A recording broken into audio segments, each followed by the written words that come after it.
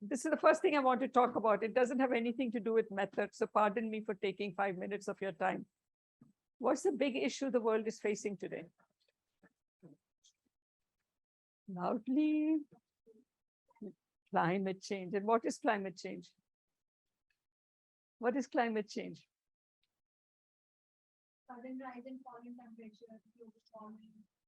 Excellent. Yes. Why is that happening?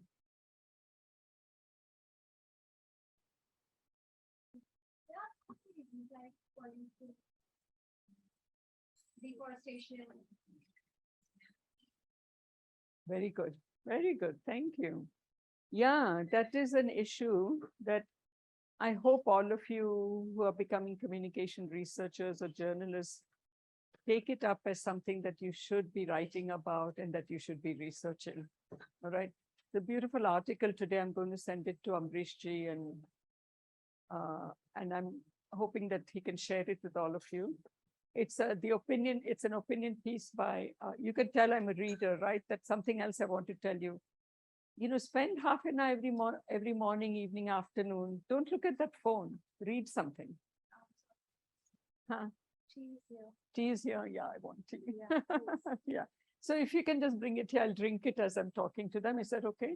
So I just want to tell you all that, you know, you are young. Have you heard of Greta Thunberg? Yes. Who's Greta Thunberg? Yeah, she's a young girl when she was in school.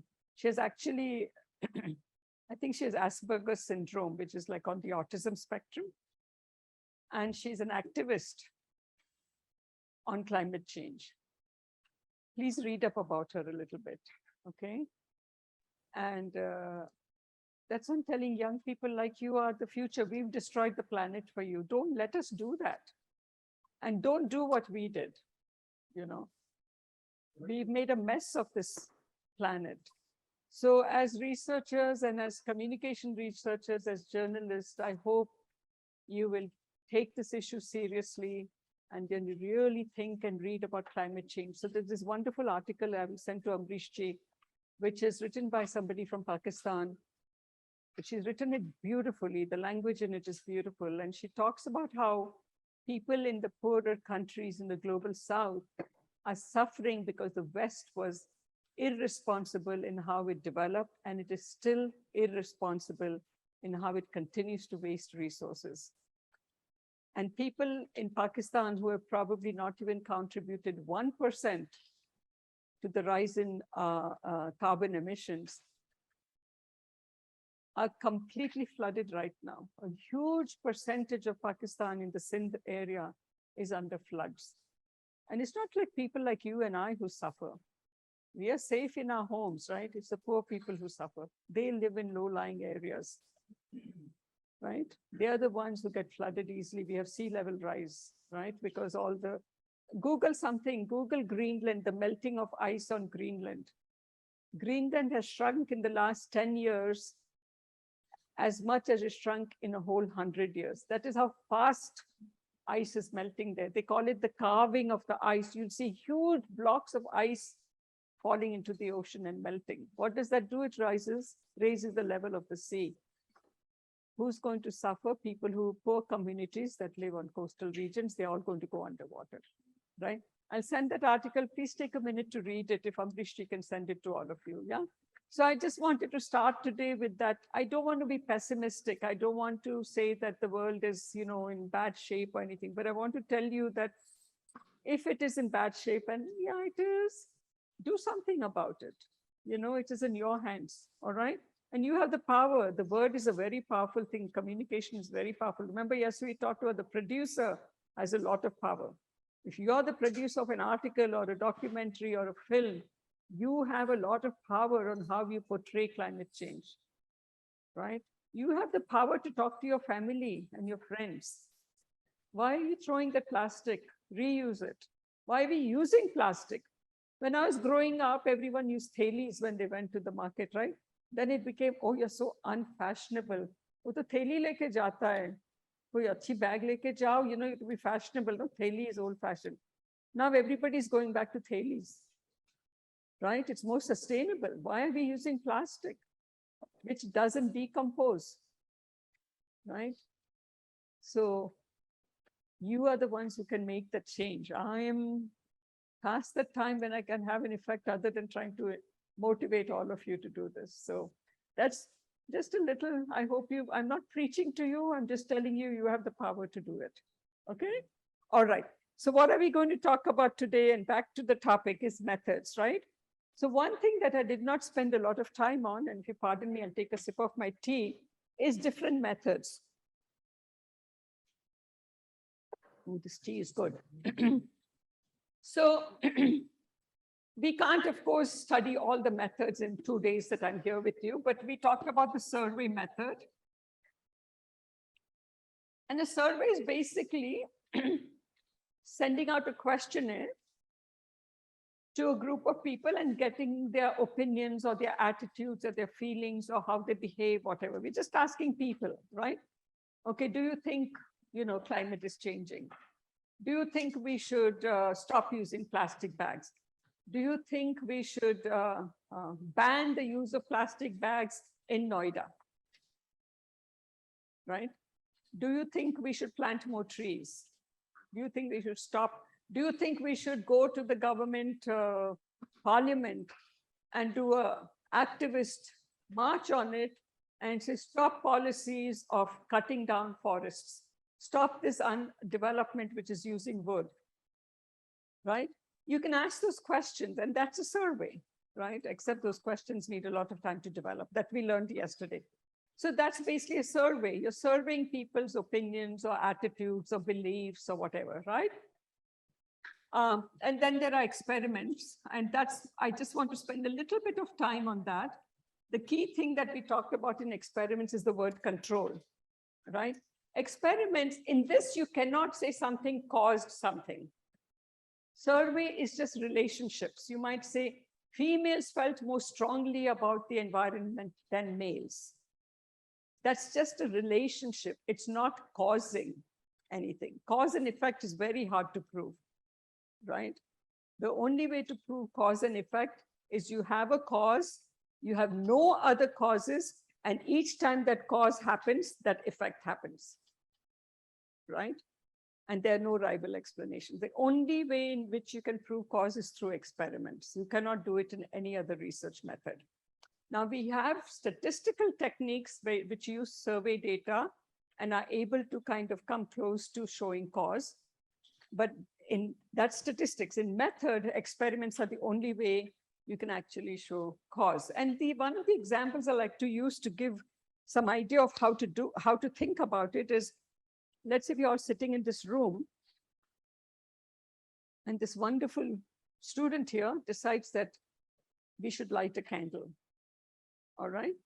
So he comes up and lights a candle here because the light suddenly went off. Okay. And we want to continue this session. Lights a candle. And so we continue the session. And after a little bit, somebody goes and because it's getting hot, turns on the fan. The electricity is coming back on, but it's not one where it's on a generator. So we're not going to start ACs and everything. It's just garmi hai to fan shuru karo. As soon as the fan starts circulating, the candle blows off. So you can say, okay, the air from the fan caused the flame, the candle to go off, right? But then this very, very smart student or research scholar sitting here says, hey, wait a minute. जब वो fan शुरू हुआ तब हमारे sir ने वो window भी खोल दी और बाहर स्टॉर्म हो रहा था और बड़ा ब्रीज आया. At that time, a breeze came into the room. It is the breeze that blew off the candle, not the fan.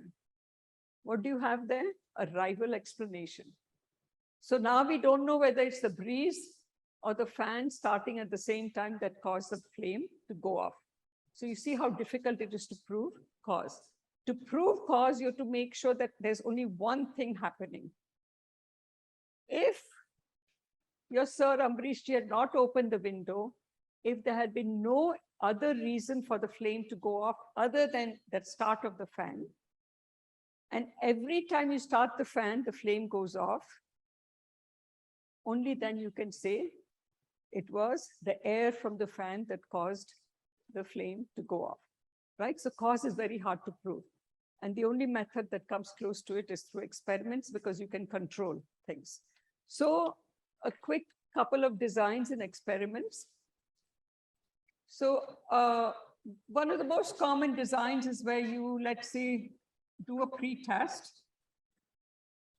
And you ask them questions about, let's say, how much activism they engage in for climate change. So I come here, I give you that questionnaire, you complete it, right? And you say, and from that I can figure out that, let's say, people who are younger are more activists, and because I've collected data on your age, right? Then I show you a film like The Inconvenient Truth. Has anybody watched that movie, Inconvenient Truth? Watch it, okay? Or maybe a film that your wonderful film professor made, or a street play that your wonderful theater professors did on climate change, right?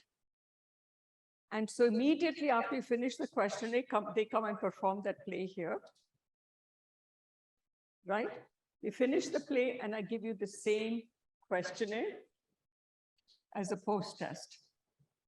My hope is that this film made you change your beliefs about climate change. Here you may have said that, yeah, climate change is a problem. Agree.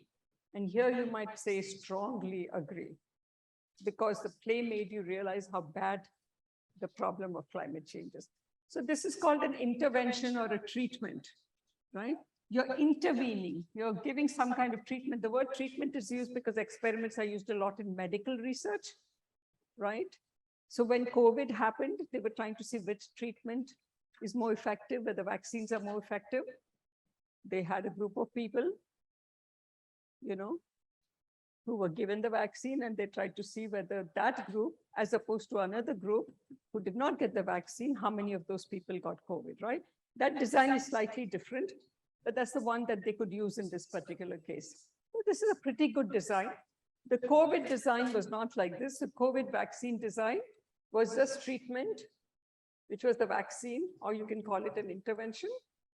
And there was an experimental group which got the treatment. And then there was a control group that did not get the treatment. They did not get the vaccine. And they followed these people for a while, and they saw out of 100 people, how many got COVID here and how many got COVID here. Their hope was what? If you had 100 people here and 100 people here, tell me what their hope was here. What number would you see here as compared to your people who got COVID? They were testing the efficiency of this vaccine. Will this number be less or more than this number? Less, thank you.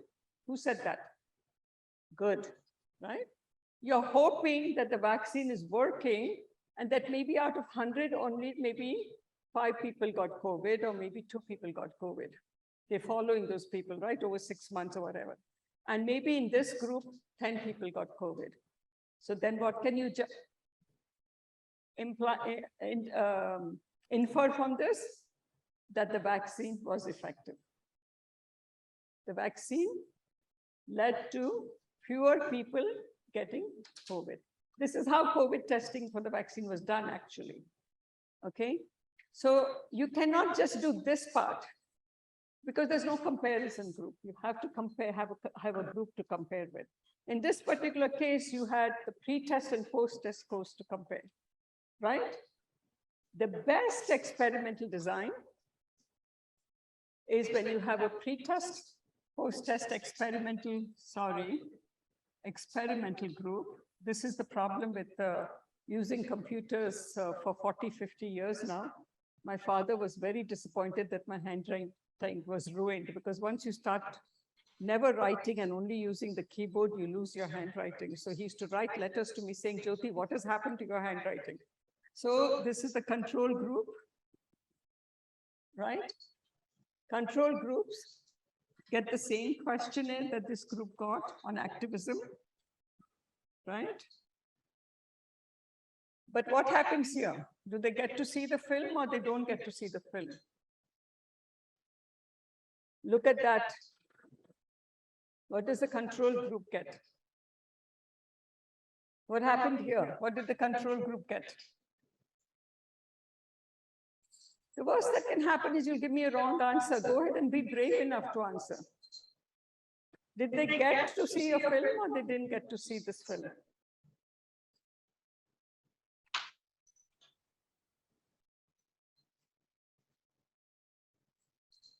No, that's the control group, right? They did not see any film. And then they took the same questionnaire again. What is the hope here? That people who saw the film changed their belief about climate change, but people who did not see the film would not have changed. So the difference here, maybe let's say their score over here was 3 on climate change. We are hoping that it is 4 or 5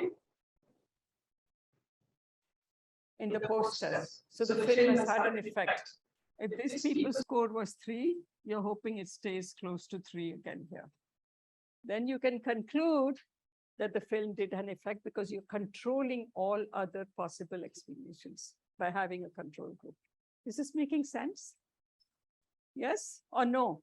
Did I lose some of you?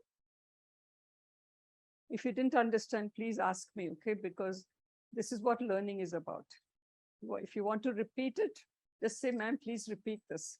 Time has become, and everything that happened in those 10 days becomes a rival explanation. Okay? You don't put a group of people in a hot room and the other people in a nice air-conditioned room, because that becomes a rival explanation. So you have to make sure the groups are equal and everything else is the same for both the groups. The only difference is the film. One group watches the film and the other group doesn't watch it. Only then can you say, if there is a change. There may not be a change, but if there's a change, only then can you say that the film caused this change in attitude towards climate change. Okay? All right. Otherwise, you cannot say that. And how do you make the groups equal? There are 2 basic techniques we have called random assignment and matching. So in random assignment, what I would do if I was doing this experiment here is I would bring you all here together.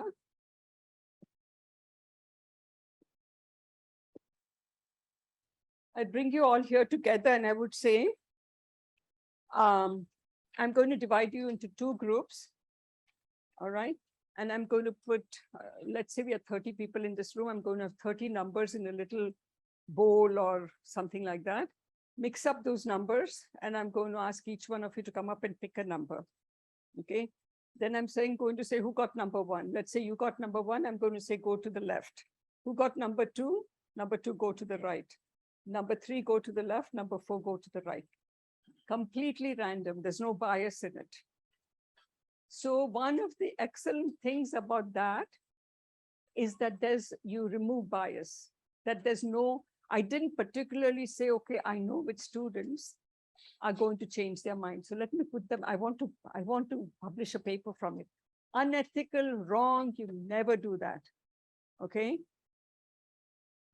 Making groups equal is extremely important. The other way to do it is you can say, okay, I want to match 2 female scholars. You're both female, you're both research scholars. So I'm going to say, okay, one of you is going to go to one room and the other is going to go to that room. I want to match 2 female students, both of your students. You're going, and that too, even when I say you go to the left and you go to the right, I'm going to have 2 numbers. Okay, and I'm going to go jumble and then pick you. If you get number 2, you're going to this group. If you get number 2, you're going to this group, depending on which number you get.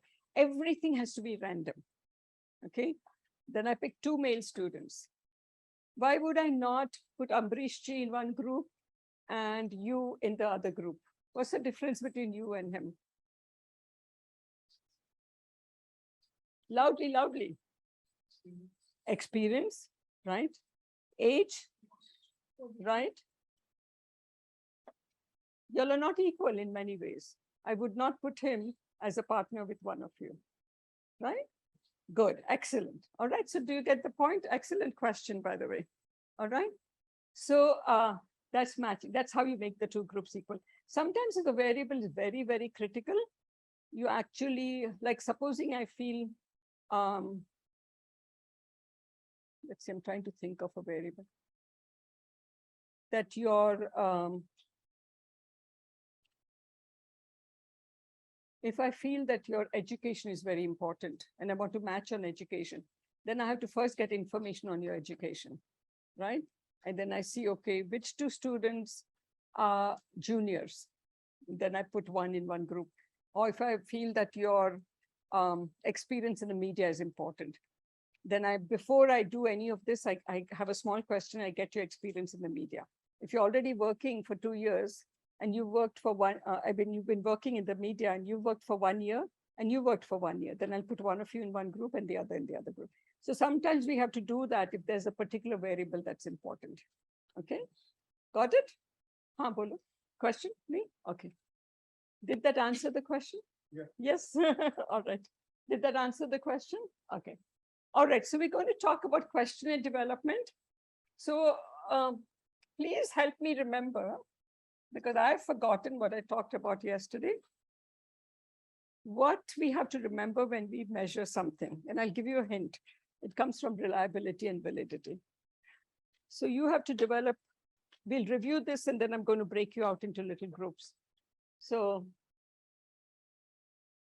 what are some things you remember about how we create questions?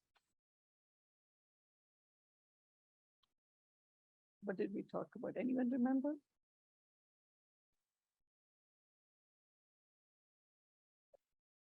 Can they be unreliable? Can your questions be unreliable?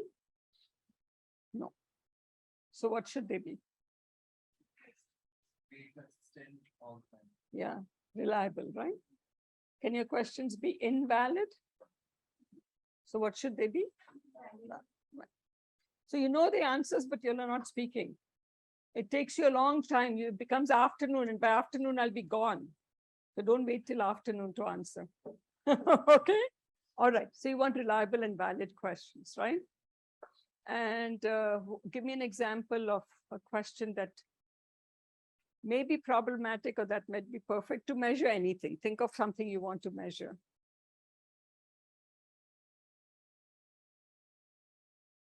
Something simple. Shall I start you off? I want to measure the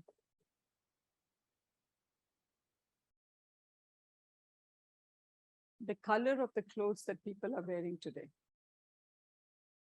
How are you going to measure that?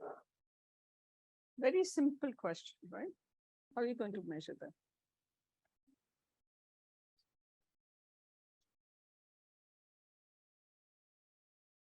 Guys, you know the answer. Come on. You know, one thing I learned as a teacher is just to stay quiet for a long time and then somebody feels compelled to answer. So that's what I'm going to do. I'm just going to sit down, enjoy my cup of tea, and I can wait till one of you decides you want to answer, okay?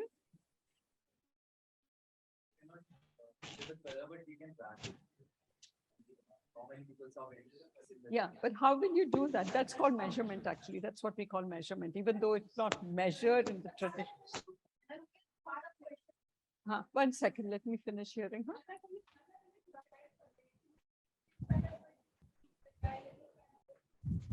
Okay. So you were right also. The only thing I was trying to correct was that it's okay to use the word measure, because in all research, we're measuring something, right? So even though it doesn't make sense, the word measurement is used. Got it? Okay, right. So both of you are right. But I want to go a little bit further than that. आपने मुझे कहा कि आपने जो green pen रहा है, everyone understands Hindi, ना? Because I don't want to. जो लोग ने green pen है, वो इस तरफ आ जाए. So you told me, well, I think I have worn green, so I'm coming this side. आप क्या कहने वाले मुझे? आपने मुझे चॉइस दे दी कि आपने ग्रीन पहना है तो आप इस तरफ आ जाए. आई थिंक मैं ग्रीन पहन रही हूँ. मैं ग्रीन पहन रही हूँ ना? क्यों आप ना बोल रही? मुझे तो लगता है कि मैंने ग्रीन पहना हुआ. nahi. Right? You can't let me define that. You have to define it. Green kya hai? Right? I'm colorblind, let's say. It's possible, right, that some of us are colorblind. We don't know whether we are wearing green or not. Some people see everything as brown. Right, Juro? And I just want to mess up your, मैं तो colorblind नहीं हूँ, but I want to just mess up and give you a hard time. आपने मुझे कहा green लोग यहाँ आ जाओ, मैं तो आ गई यहाँ. Right? So what will you do? Exactly. You are going to define what is green. Right? It's in your hands. Just like I said, you define what it means to be shy. Somebody else might define it differently. You define what it means to be an introvert. You define what it means to be a sociable person. You define what anxiety means, right? So you are going to say, these are all the possible ranges of a green color. First, you're going to say, koi color blind hai yahan? You don't ask it that directly. But koi tarika se you find out that somebody has difficulty in identifying colors, right? Because you don't want to make people say, ha, main colorblind hu, because that's a private, could be a private thing, right? So you say, acha, ye sare jo rang hai, ye green, kya kehte hain usko? Green mane jate hai or whatever, right? My Hindi is not excellent, better than my Gujarati, but still not very good. आपने ये range में कुछ पहना हुआ है तो आप इस तरफ आ जाइए please. Right? That is measurement. Got it? Okay. Now you come up with an example. Then I'll just enjoy my tea, okay? मेरे पास ही आप लोग काम करवा रहे हैं, मैं क्यों बैठूं नहीं, right? Got, okay. So how are you going to define that? The power of like most of them are given specs. They have the power. Good. You have to define it. Some people might wear glasses just for the fashionable reason of wearing glasses. So if it is how many of you are wearing spectacles without consideration of whether you have your eyes need spectacles or not, that's a different question from whether you're wearing spectacles because you need assistance. Do you see that distinction now? See, this is how careful you have to be when you define or measure something. We think that color is so simple. We think, acha, jo glasses pehne, that's such a simple variable. Usme kyun time lagega? Haan, wo to sab log samajhte. What do you mean by wearing spectacles? Mujhe to yahan broad bright light lag rahi hai. Some people have difficulty with bright light, right?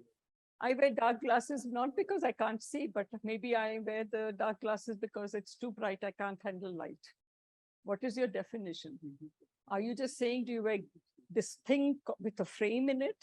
Or are you saying that people with slightly weak eyes, maybe, who need assistance? What is the actual definition? Good. So are we good on this? Yeah? All right. So now let's try to do reliability and validity. What we just handled was reliability and validity mostly, right? Both examples were examples of, are you measuring what you say you're measuring, right? She thought she was measuring green, saying green loko wahan chale jao. But you really want to measure in green, right? He went a step further and said, okay, are they wearing it because they need it or not? Right? That becomes a more valid definition. His first statement was, how many people are wearing specs? But then he qualified it, right? What do you mean by wearing specs? Weak eyes or just wearing it because bright light is difficult for you and you're wearing dark glasses, whatever that might be. Okay? To be very careful. So can you imagine कि ये छोटी चीज आपको define करने में कितनी तकलीफ हो रही है? So if I want to measure your anxiety or if I want to measure seeing things that we can't even see and we don't even know whether that exists, how difficult those questions are to write. That is really an important thing for you to learn. Okay? That think very carefully about those things. All right? So, so reliability, validity is very important. Okay. Let's review a little bit about dependent and independent variables. Who remembers that?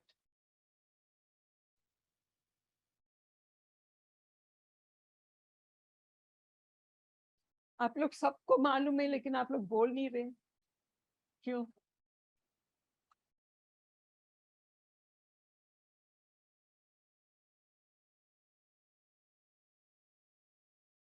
You want me to start you off? Does that help? You want me to start with an example? Then will you talk? Okay.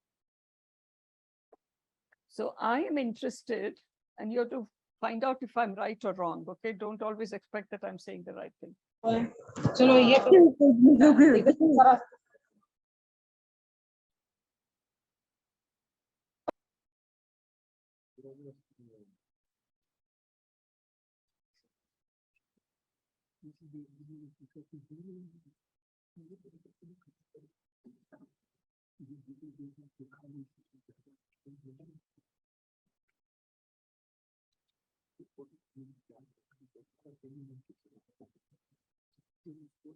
I'll start with a simple one. So I want to study the relationship between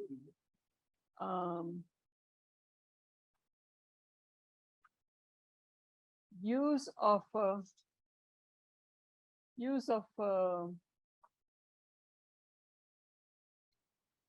Instagram. Well, let me ask you a question. Do young people in India use dating sites or not? They use dating sites? Yeah? Okay. Is everybody familiar with what a dating site is? Yeah? It's not that common, huh? Yeah, okay.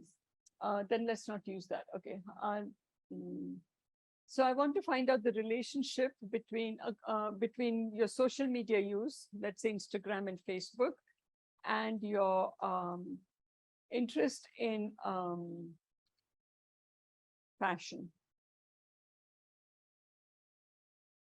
Okay. And my hypothesis is that those people who are, the more you are interested in fashion, the more likely you are to use social media, which is my dependent variable and which is my independent variable. Should I write that down on the board? Will that help? Or do you repeat? Okay. The more, so my interest is, my research purpose is, objective is to find out the relationship between social media use, and it's Facebook and Instagram. I'm going to define that, but just to make it short, and interest in fashion. So I have two variables. What are the two variables? Not fashion. Interest in fashion and social media use. Those are my two variables. I want to see the relationship between those two variables, right? And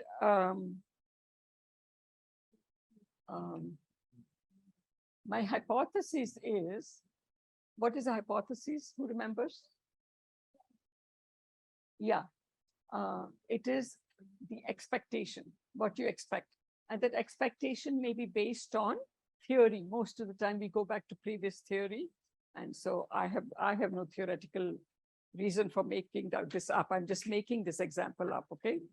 But generally would go back to theory, which reminds me that I have to talk about two other concepts that are important. Let me write it down so I don't forget, and then I'll come back in a moment.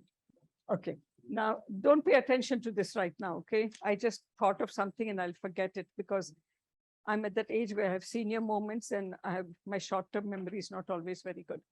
So my hypothesis is that those who are interested in fashion, the more interested you are in fashion, the more likely you are to use social media. Okay, that's my hypothesis. What is dependent on what interest? Loudly bolo beta. Social media, what is my variable? Is it social media? What is it? Define it better than that. No, no. What is the word after? What am I measuring? Is it social media or something else? Not interest. What was the word I used? Use of social media. You have that in your mind, but make it a habit to always use that. Use of social media is the name of your variable. Okay. You knew that in your head, but you don't express it that way. And that is sometimes a mistake we all make. But I want you to get into the habit of actually. So when it's not, and then what was fashion? It was not fashion, but interest in fashion. There's a big difference right there, right? So those are your two variables. So you said, which is the dependent variable? Okay, so social media use depends upon your interest in fashion. Okay, very good. Because your interest in fashion, at least the way I have considered, and I explained the project to you, is not dependent on social media. It could be, that could be your interest. But the way I defined it, my dependent variable was social media use. Excellent. So you must be able to identify that. So you now know it's the variable that's your key interest. I want to study social media use. And I want to see what makes people use social media more or less. And my hypothesis is that if you're interested in fashion, you're going to use it more, right? I'm not interested in your interest in fashion. I'm interested in your social media use. So that's my dependent variable. Excellent. Okay. So now, just before we go on, I want to talk about these two terms. Have you heard of this before? Anyone? Induction and deduction? Okay. You have. Who else? No? Okay. You heard about it? Do you think you can explain it to the class, either one of you? Bolu, I mean, go ahead. Someday you're going to be a teacher, right? And it's perfectly okay to make a mistake. You've heard of the term, but maybe you don't remember its exact meaning right now. I mean, what is specific? No, I might go. Okay. How about you? Can you teach this to the class? You can? Induction, I can give example. Induction is when I'm adding into some knowledge or like knowledge. It's the induction method I'm adding. And deduction, I am deducting, means forming a theory is the process of induction. And from the theory, I'm generalizing or using of social is the method of deduction. So the usage is deduction, but forming something to use is induction. Okay. Good. Good, both of you. Very good. Okay. So induction is data to theory, and deduction is theory to data. Okay. So when any discipline first begins, like when communication first began, we didn't have any theory. I mean, when the study of communication first began, right? We didn't have any theories, right? So naturally, we were mostly focused on induction. We would say, Acha, let's collect data on whether if we advertise a product in a certain way, if we advertise oranges in Minnesota that are coming from Florida in a certain way, whether that will impact Minnesotans to buy oranges. But you don't know whether it will not, there is no theory. So you just collect data and maybe use two kinds of advertising, you know, and then you see that one is in, let's say one is in color and one is black and white, and you don't have any theory about it. And you want to say whether color makes a difference or, you know, in how people perceive products. And then you collect the data. There is no theory yet, right? You're just trying to develop theory. And then maybe from your results, you can conclude maybe that, oh, color did make a difference. If the oranges were shown in orange, beautiful oranges, people were more likely to buy than if they've shown in black and white. Okay.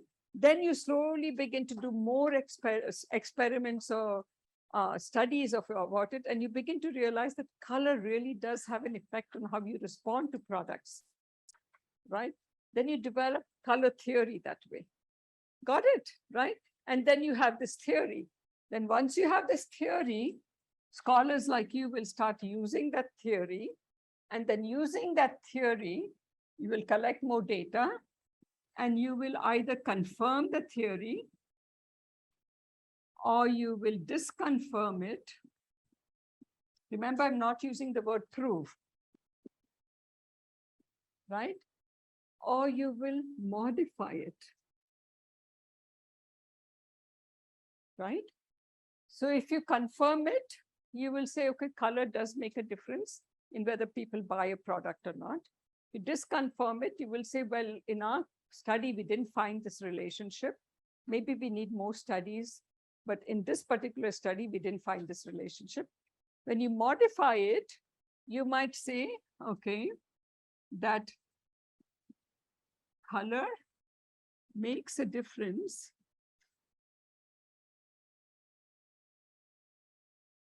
in purchasing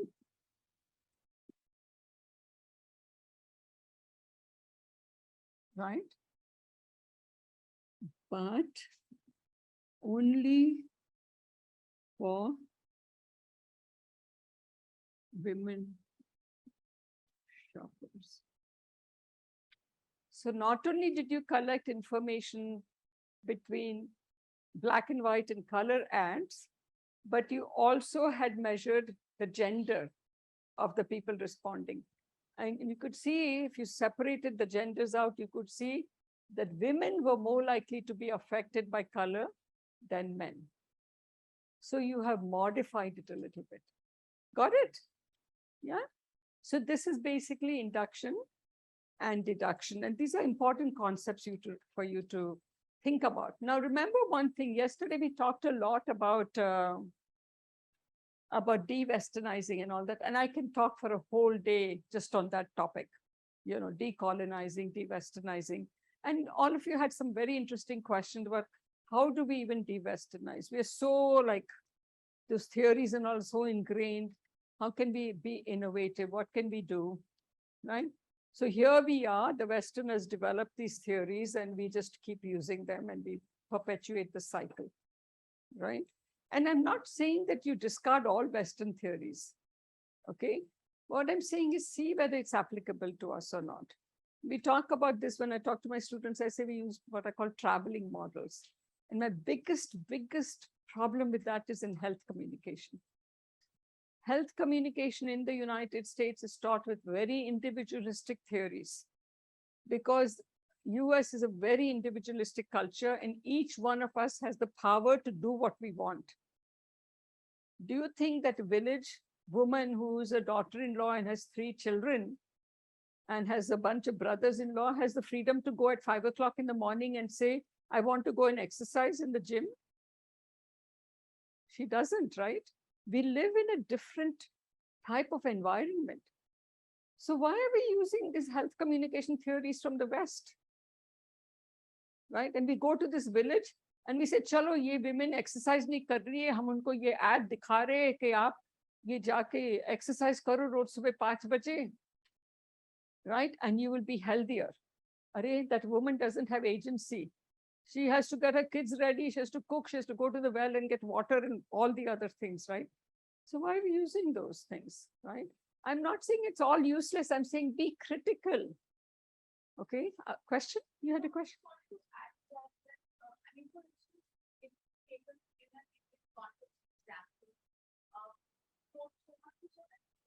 Every geography, every person's notion of the word healthier is very different. Unless you know what the term being healthy means for a person, excellent. You cannot go to them saying that it's healthy unless you tell them what healthy is. Yeah. So how is health defined? How do we define health in India? Right? There's so many different ways in this can be defined. In the US, the craze is about physical health, right? Everybody has a Peloton in their house and they pay these ridiculous amounts of gym fees, including my family, and they go to the gym and they have personal trainers and they build their muscles and all that, right? Partly it's image also, right? Because a very image conscious society. right? So to have these muscles and be lean and this, that, and the other, right? We have a huge mental health crisis in the United States.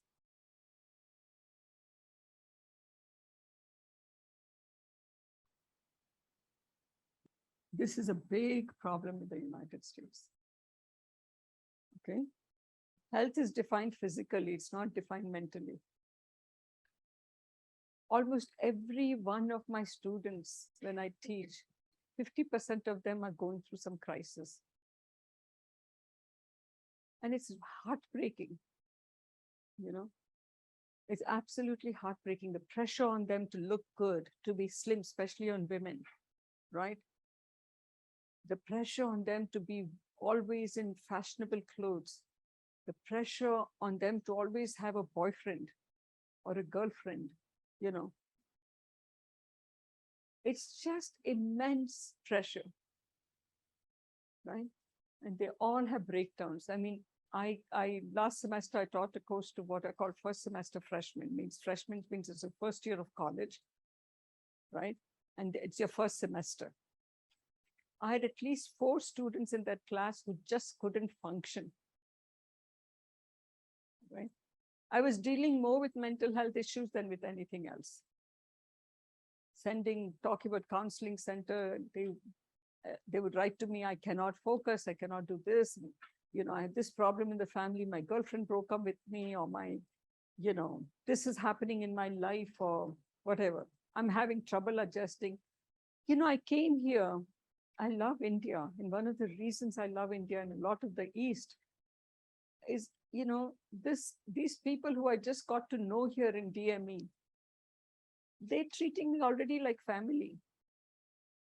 I feel supported. I feel loved here. You know,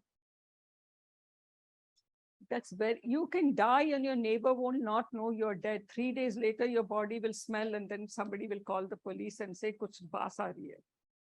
You know, that is a huge reason for mental health, loneliness. I mean, people are extremely lonely in the United States. There's a lot of a fashion, okay, chalo, club mein ja rahe hai, you know, we're going to the bar every night, we're doing this, we're doing that, but nobody feels that sense of closeness. I cannot tell you how lucky we are in India, you know, that we have such tremendous family support. We have acceptance of each other, we support each other. Nothing can replace that, you know.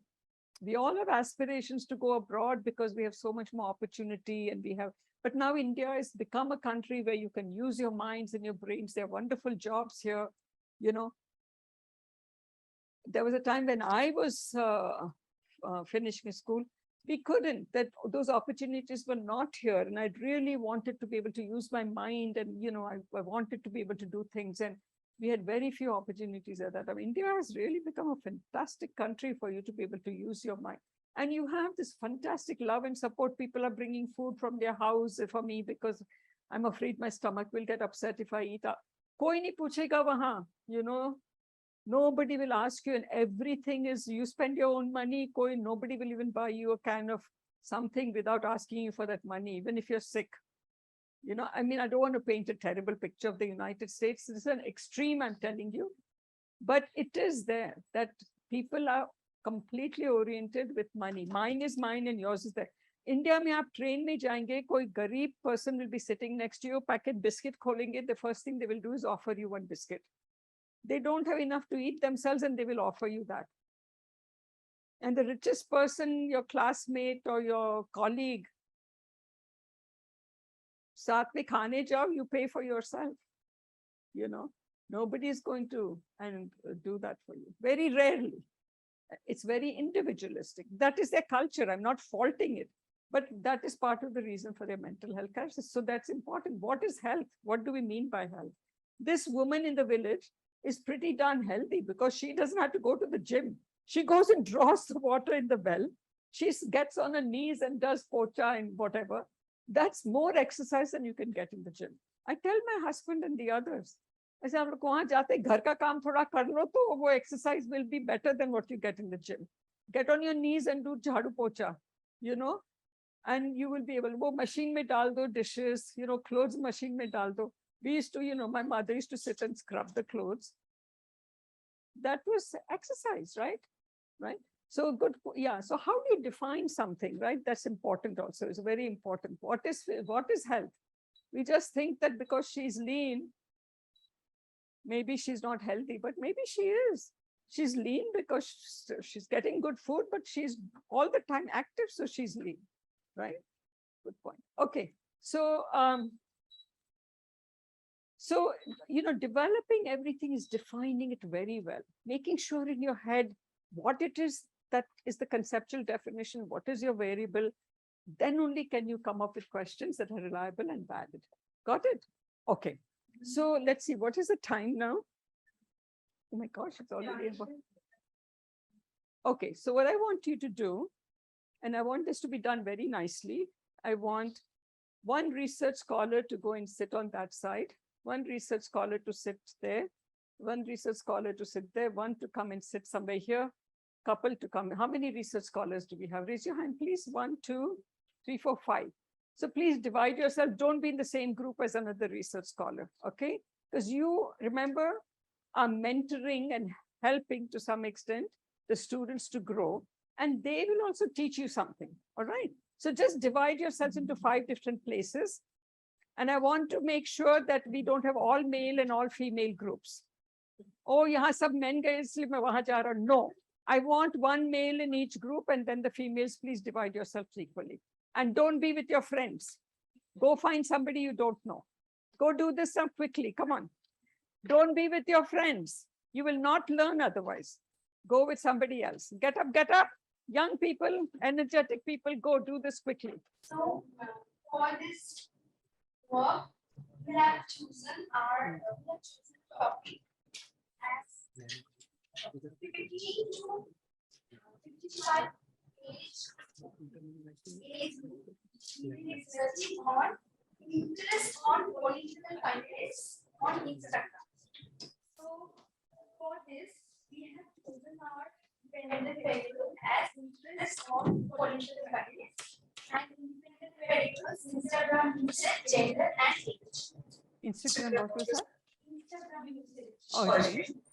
Gender and age. age. Okay. The conceptual framework, conceptual definition for interest on political candidates. Interest on political candidates is defined as interest on information about political agenda, public agenda, voting, news about leaders and their actions. And for this, we have chosen some variables as political agenda, public agenda, voting, and leaders. For political agenda, our official definition is: do you have interest on criticism of political agenda? Likewise, we have formed our official definition for other variables. So our first statement to assess interest on contents or political contents is: I have liked contents related to political agenda. Example: agenda by state leaders or national leaders. Past 3 days. We have options, 5 options: strongly agree, neutral, disagree, strongly disagree. Second one is I have liked content related to political agenda. For example, public post on political actions past 3 days. Strongly agree, neutral, disagree, or strongly disagree. I have liked content related to voting, example, election, voting results, stamp viewing, elections, parties, past 3 days. Strongly agree, neutral, strongly disagree. Can you quickly introduce yourself, please? Your name and what you're doing. I had them introduce themselves. So you are? And? Okay, second. Okay.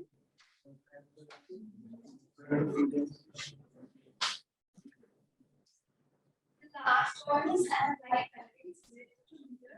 Example: state government and national government leader hospitals. So for gender, we have chosen 3 options: male, female, other genders, and age between 27, 28 to 40, 41 to 50. Then we have another concept or construct that is called Instagram usage. So the conceptual definition for Instagram usage is defined as engagement and participation with the Instagram. For this, we have chosen some variables as time, like, comment, and post to access the Instagram usage. For time, we have chosen a statement. We have written, I frequently use Instagram every day. Sound exactly, neutral, every day, talkative. Then I frequently comment on posts every week, post by my followers every week. Same 5 options. Then I frequently post comments on the post every week. I frequently post content on Instagram every week. Okay. All right. Good job. Thank you for presenting. All right. What do you have to say about their project? Any comments?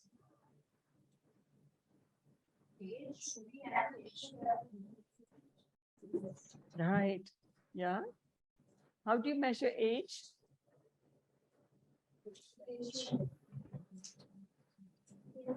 Yeah. Yeah. So how would you measure it? What's How old are you? Hmm? How old are you? Exactly. Good. Anyone else? You can say what you liked also. I mean, critiquing means what did they do right, what did they do wrong? And this is all about learning. So, if they made a mistake, point it out because we all learn from it. If they did something great, point it out because we all learn from it. Yes, you had a question or a comment? No? Okay. Anyone else? No, it's our turn to ask you questions. No questions, no comments. Okay, questionnaire is good. Okay. All right. So I think you did, on the whole, I would say, pretty good job, not a perfect job. What I liked was you knew what the dependent and independent variables were. You added a couple of independent variables. That was good. You added other for gender, which is very important. I mean, I don't know the Indian scene, but I think it's kind of important to put that in. Age, we already told you, it's ratio level. Don't ever divide it into groups. All right. So two quick comments. I was looking for a pen and pencil, and I didn't realize I didn't have it, so I couldn't write everything down that was coming to my mind. किसी के पास paper है कुछ? Can you give me some? कुछ एक paper दे सकते कोई? Yeah.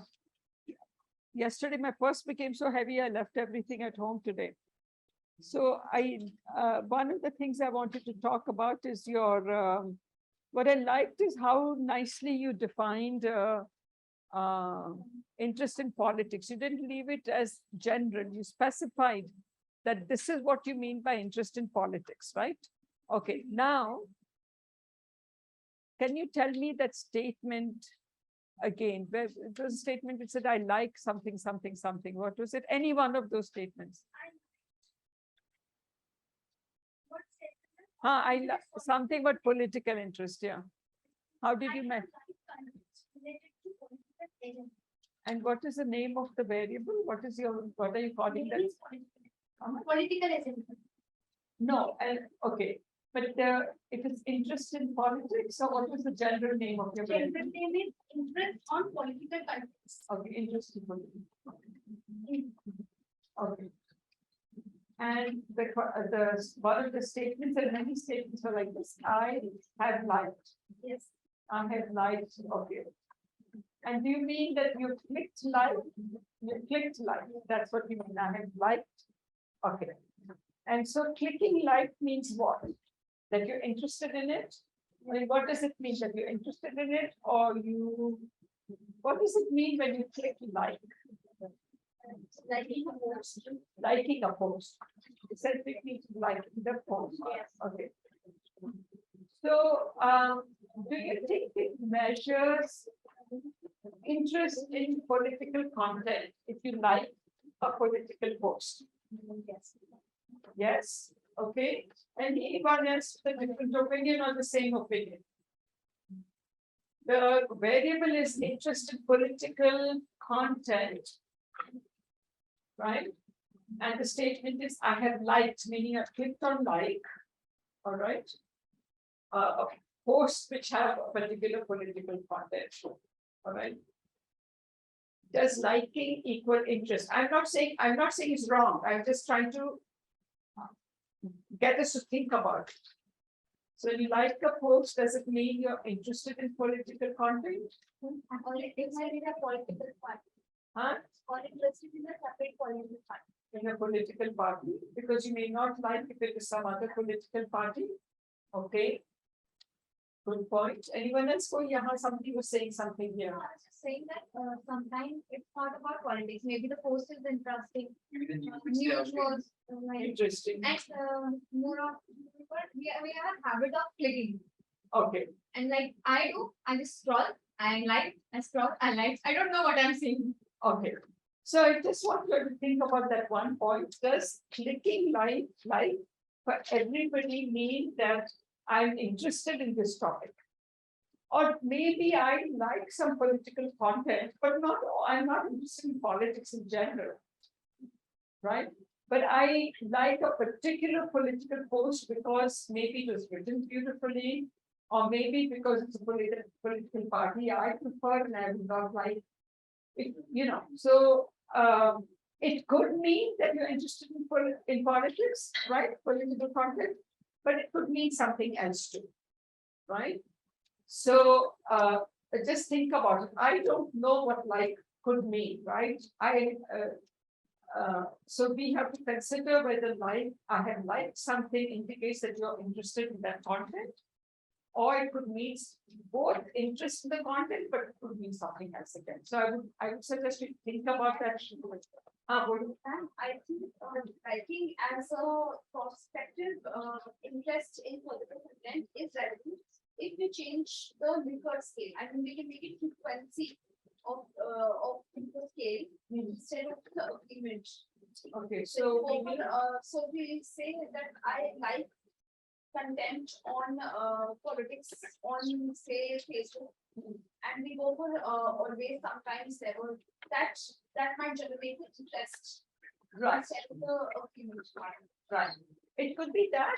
I'll talk to you in a minute, but it could also be that the word like, the way you used it, is not the same thing as clicking like, right? So clicking like is different from liking something. That's why I wasn't sure that I asked you, are you meaning clicking or are you just saying I like this, right? And sir, Uh-huh. how could we measure that? How can you measure it? I want to measure that whether I have interest on whether people have interest on political content specifically or not. On social media. Yeah. Yeah, 1 second. Yeah, ask me that question again, but I want to give.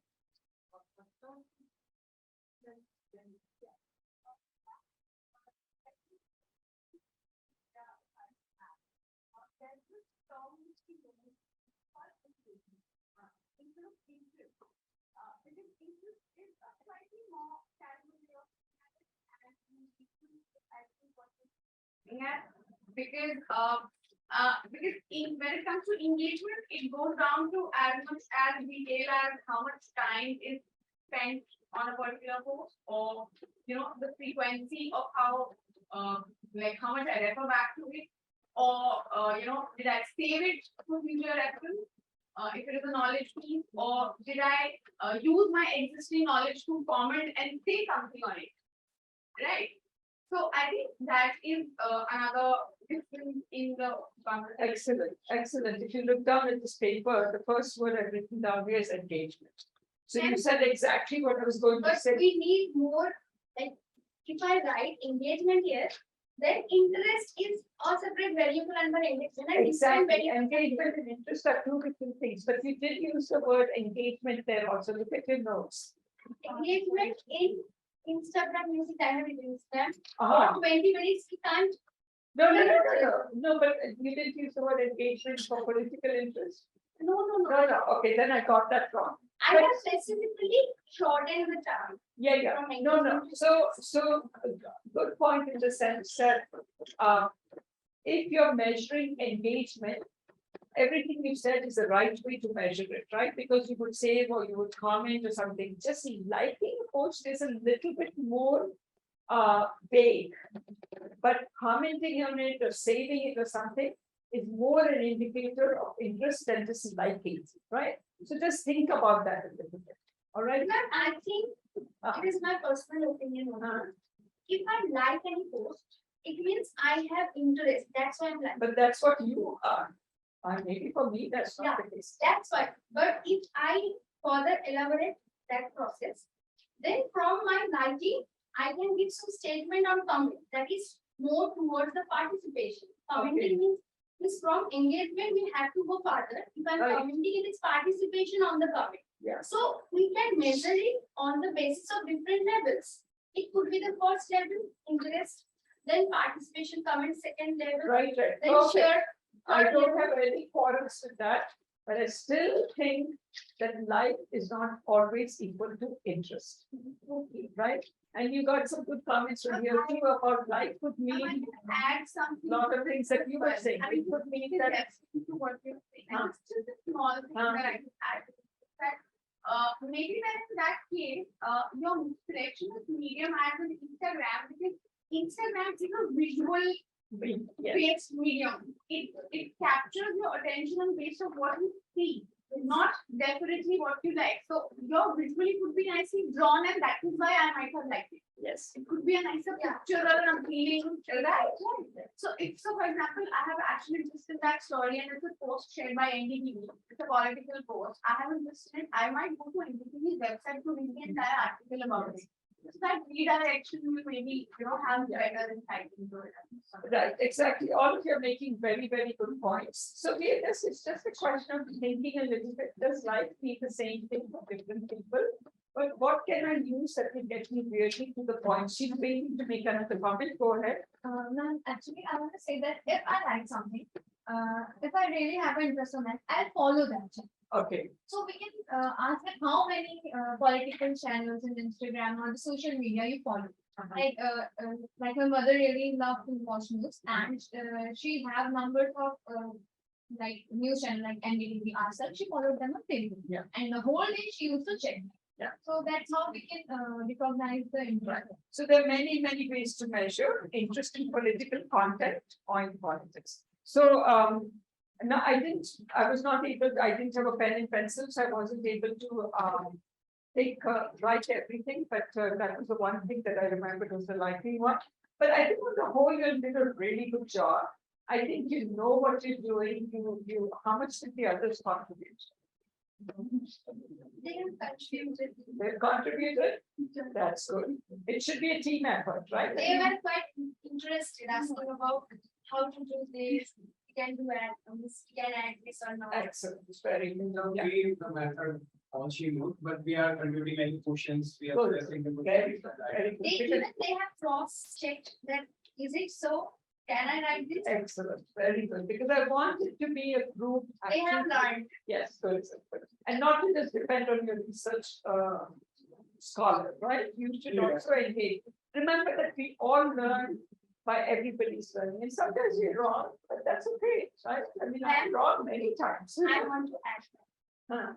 Since we cannot study interest on content. It cannot be like solely study.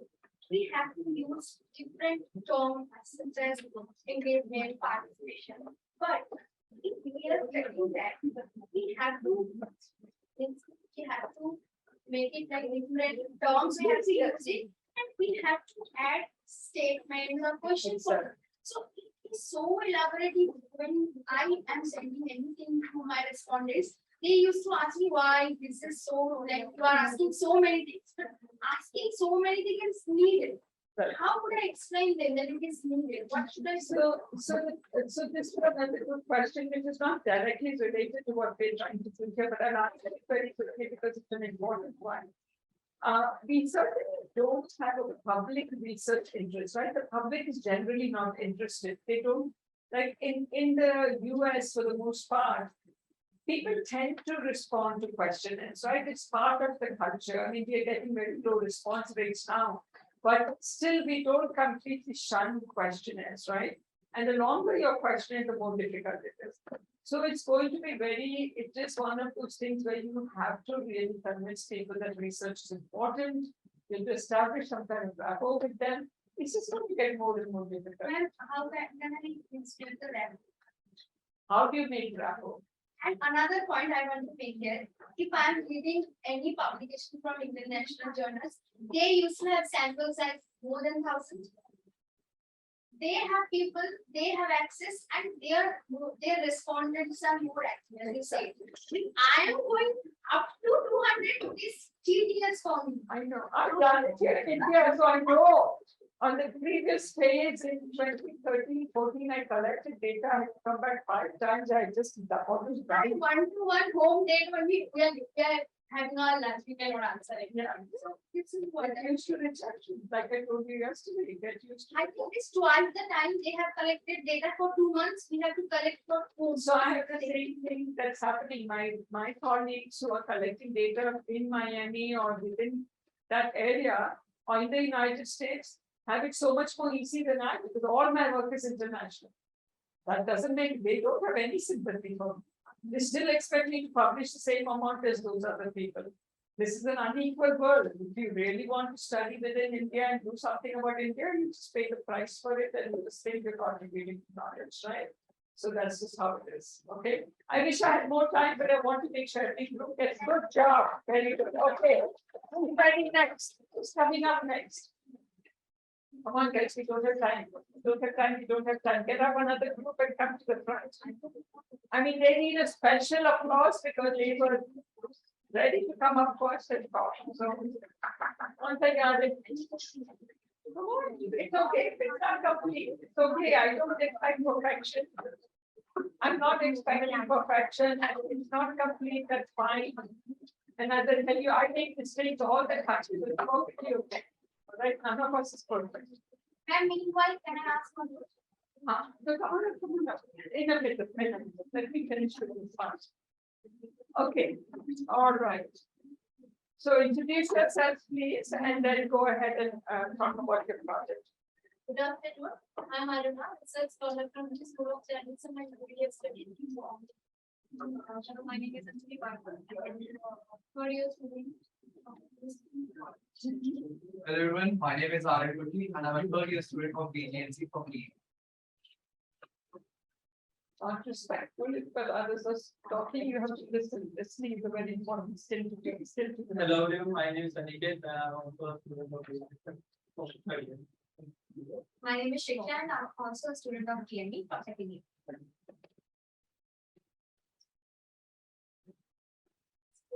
We have to present a topic research, but more like WhatsApp and also social media. So, as operational consultant petition is the period between childhood and adulthood. And for our particular research, we are defining a semester age group between 18 to 24. So, main objective is to find out which media you prefer to choose, especially for watching this. So, these are the research.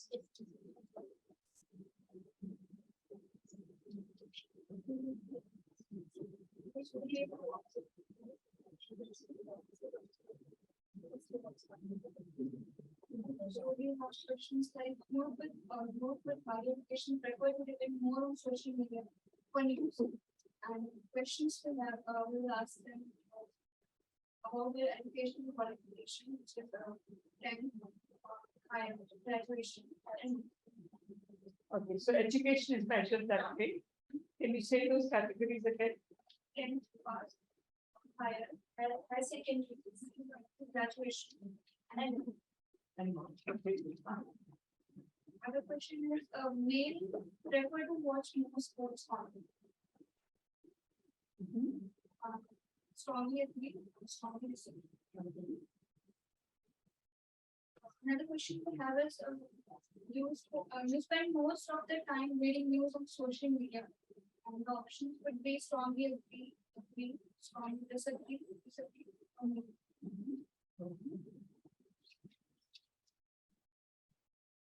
And the next question is, which media you prefer the most to watch views? So we are categorizing both nominal as well as an ordinal way.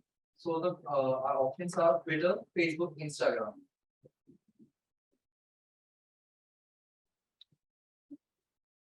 Which format you prefer to watch more podcast, text or video? What is the first one? Podcast. It's an audio.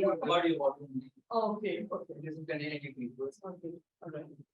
And the second question is, which content you choose to read, like sports, political, that's for our hypothesis, like male prefer more than female. So this is how we are recognizing that. Sports, political, entertainment, health, business or other. And the last question is, do you find social media more reliable, strongly agree or disagree? All right. Okay, all right. First, I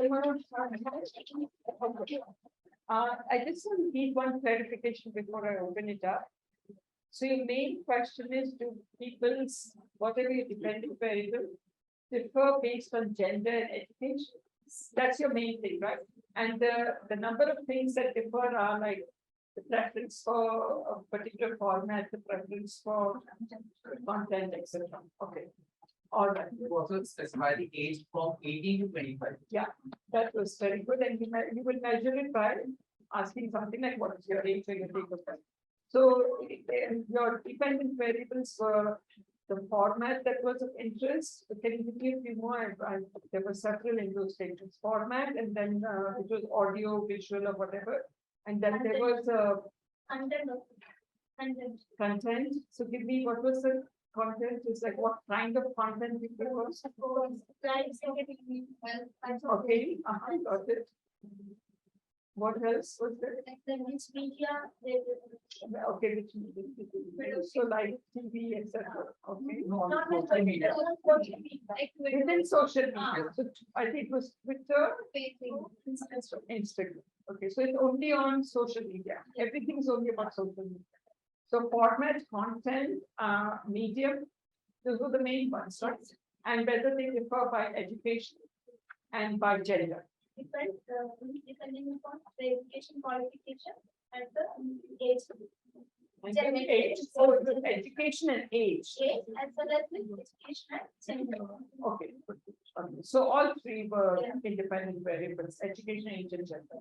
Got it. And the dependent variable was preference for format, content, and medium. Okay, got it. All right. Questions, comments? What do you think? How did they do? Did you get what you're doing? There are several variables, that's why I asked those questions, right? The main questions were the independent, so they had actually several dependent variables, right? Preference for format, preference for particular content, and preference for particular media, like within social media, and the explanatory or dependent variables. So whether these differ by education, they differ by age or by gender. Okay. Okay. What do you think? Good. Good. Okay. Others? Of which intensive when it comes to not dependent variables, because it should be the other way around, more independent variables, less of dependent variables. It's difficult to measure variables when they are, these are constructs at the moment. When we need to come down to variables, they need to be more, more structured and more defined. Okay. So, all right. So could you, if you were doing this, what would you change?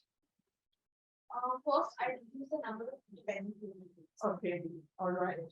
Okay, so you would not have format, content, and medium. Yes, Okay. content itself is a bigger concept. Okay. Construction. Okay, all right. So content would be of greater interest than format and Online and we take it divided to text, images, That's- videos. Actually, that's been for, That was we have done in format.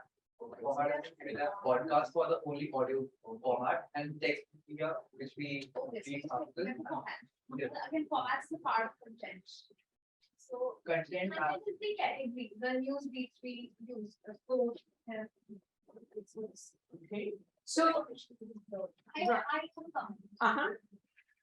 One thing why I think there is misunderstanding or something, because they didn't define it, anything as conceptual definition.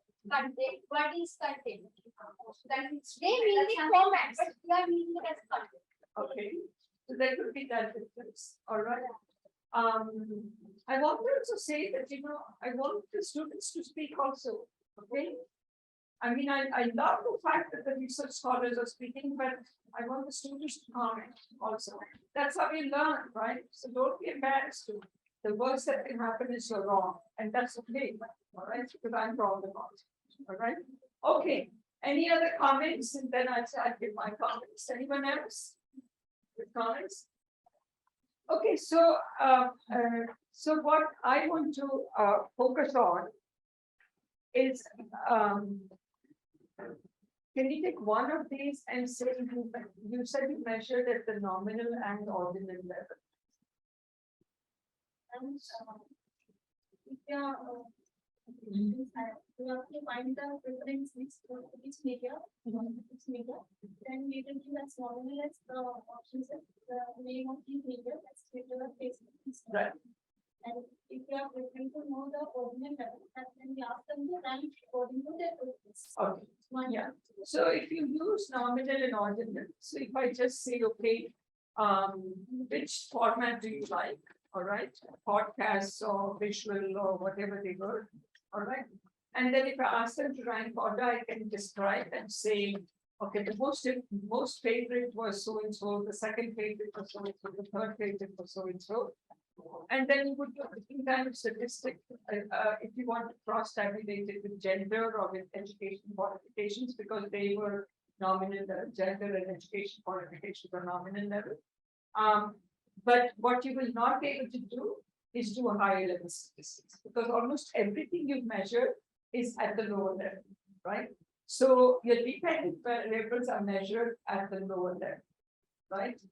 Not at the high level. And so my recommendation would be that the dependent variable be measured at a higher level. So instead of saying preference for medium, that question can be in there, but you might want to focus, for example, on trying to make what these concepts of format or content or whatever your basic variable is, from what I could gather, is interest in news in general on social media, right? So let's not think about, these are all important questions, and there are things you can include in your question. No problem, because you can describe and say most people have interest in political news or whatever, right? But if you take it as a general concept of interest in news on political, on social media, how could you measure that without worrying about format? Again, and that's the point that I'm sorry, I don't remember. Akriti, that's the point Akriti was trying to make.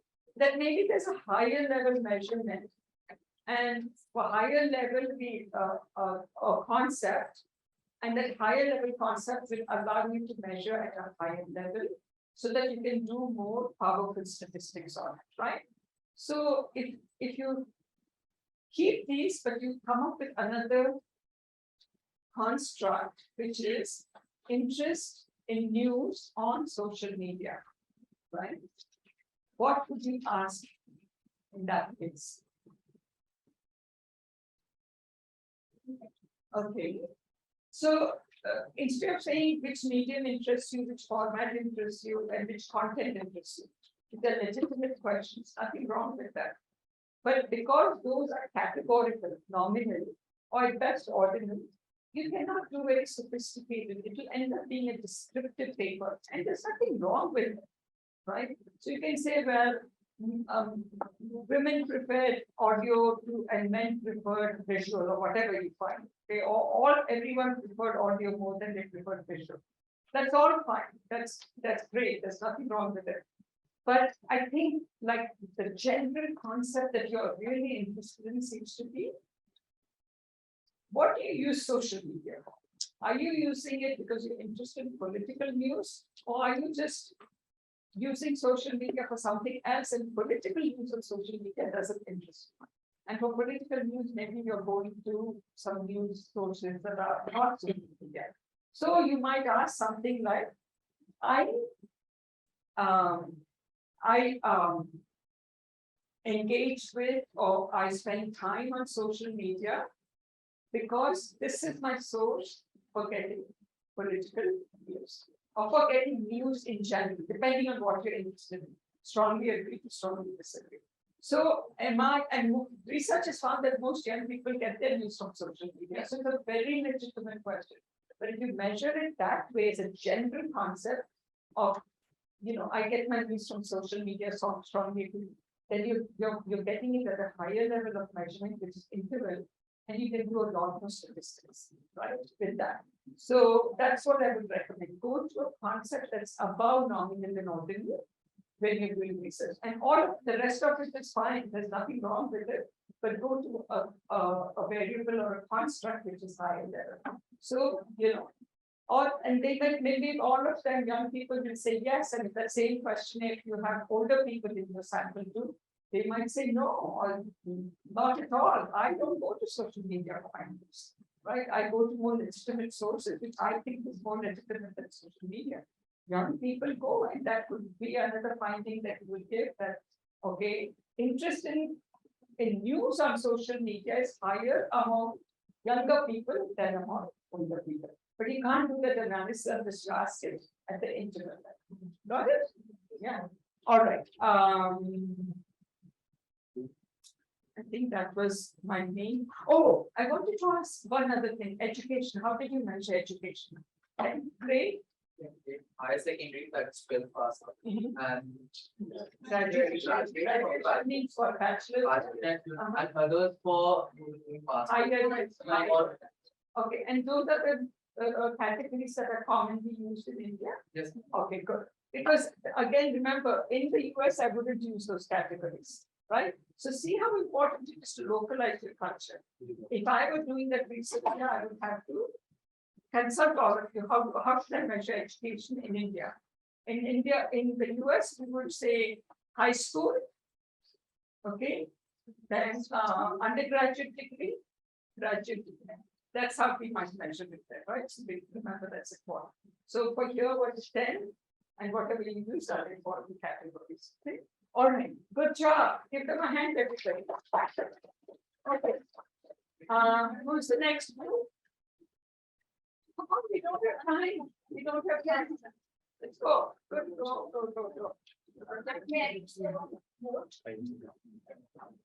No social media in class. No phone use in class. You do? All right.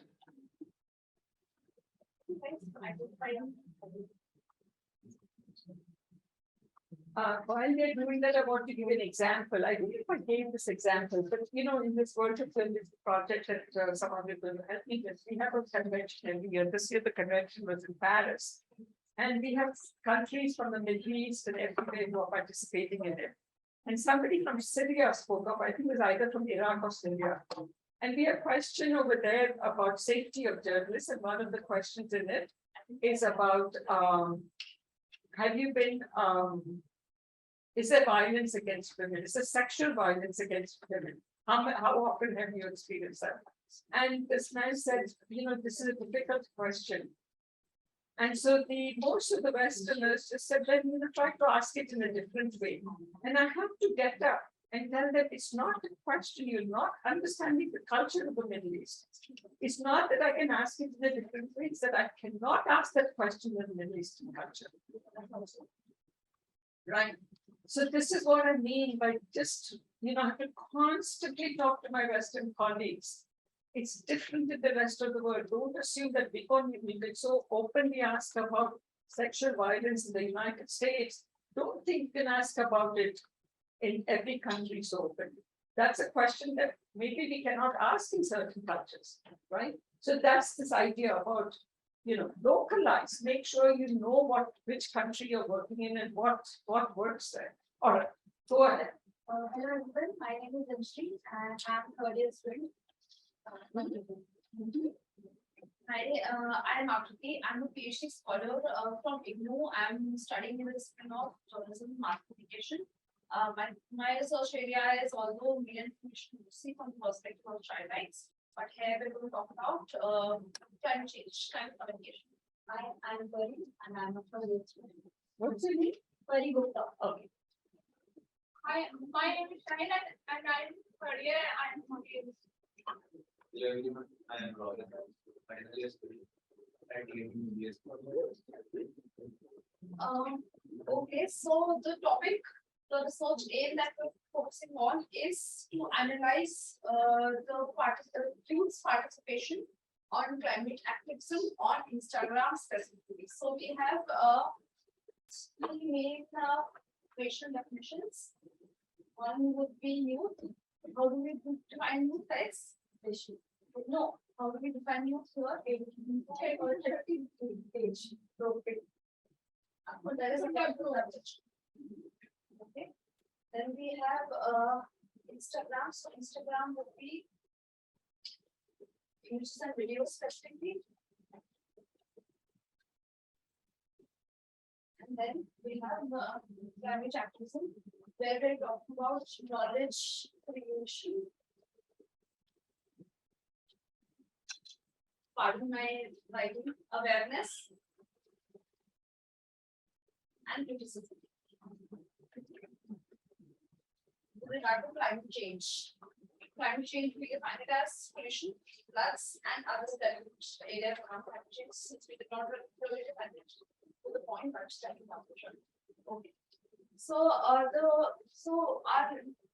dependent variable would be climate change. Don't talk to us. Okay, so our dependent variable here is climate change communication. Yeah, no, she can talk, but I'm telling her to talk to us and not to you. Yes. Go ahead, you can say what is your dependent Go ahead. variable. Our depending variable is climate change. Climate, Change communication. climate change communication, okay? And our independent variables are age, and social media. So our Social media what? Instagram But what about it? Instagram usage. always give the full name of it. So our first question is what is your age, which is a ratio. Second question would be do you use Instagram for climate change communication with yes or no as the options? So it would be a no. The questions that we have are in the interval level of measurement, and we have two Likert scales. So as we were discussing agreement, we also have another scale on the basis of frequency, which goes by always, often, sometimes, rarely, and never. The first two questions are on the basis of agreement. So we have Instagram is a useful social media platform for climate activism. Strongly agree to strongly disagree. The second is the relevance of information on climate activism on Instagram. Again, to strongly agree to strongly disagree. The remaining ones are on frequency scale, that is always, often, sometimes, very, never. First is uploading images on climate change on Instagram. Second is uploading of videos on climate change on Instagram. Next is commenting on posts on Instagram on climate change. Next question is sharing of posts on Instagram on climate change. The second last is finding relevant hashtags on Instagram, again from always to never. And following, the last one is following climate activists on Instagram, again from always to never. So that's it. Okay. Comments. comments on what they just presented? First of all, Go ahead. the operational definition they have given is quite good. They have defined the U and it is standardized by WHO, that is very well. Then they have And they measured it at the ratio. ratio, that is, yeah. Then they have Instagram usage and they have given different dimensions of Instagram usage, that is quite good. And for climate actions, they have defined it. So I have liked it, but yeah, that's all. Okay, good. Good comments. Anyone else with comments? Anything you didn't like? Actually, the topic is quite unique, so there will be not many of the respondents they will be getting. Okay, It's quite a unique one because so they will not get respondents, or people won't know what climate action is, or they won't know actually. they won't know Yes, ma'am. okay. Please go on. No, what is your response to the comment? Okay, so that's actually a misconception, I would say, because when youth right now are sharing a lot of content on social media on climate change. My secondary research area is climate communication. That's how I know that Indian youth specifically are sharing content, are uploading content on. There's a 10-year-old girl in Bangalore who's doing exceptional work on climate activism on social media, and that's similar to such people. So, well, Okay. please. So let's assume for a moment his comment is right. What could he do? What could you do in the beginning of the questionnaire to make sure everybody has the same definition or understanding of climate change or climate action? What could you do? We have to first define climate activism. Yes. Right. On what climate activism is on social media specifically. Right. So that does not just stick to liking, commenting, or sharing. It also goes beyond that. That is creation of content. That's what we've been talking about. Okay. So did you have just one moment, but did you have a question uploading images? Yeah. And uploading? I have a comment. But I want to say something. So really, sorry, because I have a short-term memory. You guys are younger than me. You can, or my short-term memory is bad. You can remember, I cannot remember. So I have to say what I want to say first before you. And that is that you would define not what is climate activism on social media, because you're asking those questions, but you're going to define what is climate action, generally. What do you mean by that, right? That is what you do. Okay, go ahead. I just want to add here. Let's add. No, whatever. you I'm want. comfortable by the time. Okay. So, You come out so they don't see your back. You want to come out here. Yeah. I just want to come in here is, if we are doing, here their topic is on social media. So it is supposed to be the regular respondents are like social media users. Here we can approach them online. But in that case, that is climate change action. They are doing posting those things, but they do not know what they are doing. They do not know they are doing climate. So we have to do a scheduled method, not the certain method, questionnaire method. We have to go them. We have to attend. We have to response. We have to define them. Okay, we are doing this. So what you okay, so what you're saying is they should do in-depth interviews rather than a Not survey. interview, surveys and to find out one questionnaire that I will give you the forms you have to fill in. And one schedule method, I will go and ask, and I will pick the answer. So I'm telling you that I will go and I will pick the answer. There's another solution. Yeah, but I don't see the difference in that. I don't know that makes a difference. But if you're going to give me an answer, whether you write it yourself or I take it, it shouldn't make a difference. No, I think so. It is different. I No, but let me ask you, what is your age? Tell me your age. I know it's like, okay, 19 or whatever, right? If I take 19 and you write 19, what's the difference? No, different climate access questions are there. No, it is not like only 4 questions. We'll be having 15 or 20 questions. We have to answer. Yeah, but I'm still, maybe there's something I'm missing here. I don't see that. Can I explain? Means if we are going a person directly and we are as an interviewer, I'm explaining to them, this is the concept I'm trying to get it, or if I'm trying to explain it more, they will be more specific with their answer also. Oh, so what you're That's saying what I- instead of, okay, so what you're saying is, if instead of just putting an question. explanation on the top, it is better to go in and if you still don't understand, to explain it. Attending the concept. Okay, then I get it. Okay, I understand that maybe there are people who don't understand I have that what, but they don't understand that these things are climate action. Okay, but they're not asking, are you engaged in climate action? They're saying, do you upload images about climate change? So, about we have to give about soil erosion, about gradients here and there. We have to give example and example. right, so either we can present the questions or you're suggesting there should be greater, yeah. So Otherwise, they cannot understand it is climate.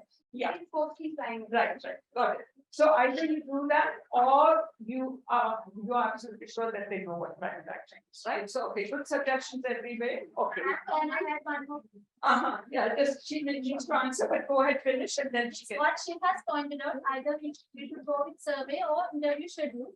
But is it possible for a particular study, means when the samples are distributed, not specifically distributed in an area, if it is online consumers, if it possible for us to go with interview schedule or this. There we will choose on the survey, maybe most commonly we used to choose online survey. Yeah, so these are the decisions you have to make. Do you have the money, the resources, the time to go and do work in person, right? So there's no perfect way and there's no perfect, we never get perfect information. We have to just accept that as a limitation, right? So sometimes we just do things which we can do it within our resources and stuff like that. There is, so in each case you have to decide, do I have the time and the resources to go and do this? So I might just go to put it online. But then I'm going to explain it very well in the first part of what is climate action, what is climate activism and all of that, right? So these are individual decisions. All right. The difficult thing about explaining a lot of things is that, and some of you are going to help me with the survey, we'll learn that tomorrow when I train all of you, is that if each person, let's say you're employing 5 interviewers and one is better at explaining than the other, then that's also going to introduce error, right? So you have to accept that there is no perfect way of doing things, right? I mean, yeah, some people may be better explaining, some may not be that good, so yeah. All right, you wanted to say something. I'm saying that there is a solution to it. We do a preliminary survey on this with a separate set of questions in the beginning. We should talk about climate change specifically. We should ask them if they're engaging. I mean, nominal questions, Yeah. just to set the base for the next section that is about to come. Okay, so that's a good suggestion, but again, every solution has a problem attached to it. When you do that, what will happen? They might say, oh, it's a good thing to do. So I'm just going to tell her, yes, I do all of these things. You're kind of making them write socially desirable answers. So remember that whatever you do comes with some limitations. So you take those decisions, but you also understand what its implications are. Got it? Everyone? So, we have to come up with solutions. They're not always perfect. And then we kind of will see that. Another way of doing it is to first go to youth between 18 to 33, let's say in this area is what your research is, and just ask them a question about, do you know what climate change is? How much do you know what climate action is? Can you tell us what climate change is? That will give you an idea if they already know. Then in that case, you go and you just pick up the question without trying to explain what this is, right? Got it? So there are so many different ways to do this. Is this all helping them learn or is this a useless exercise?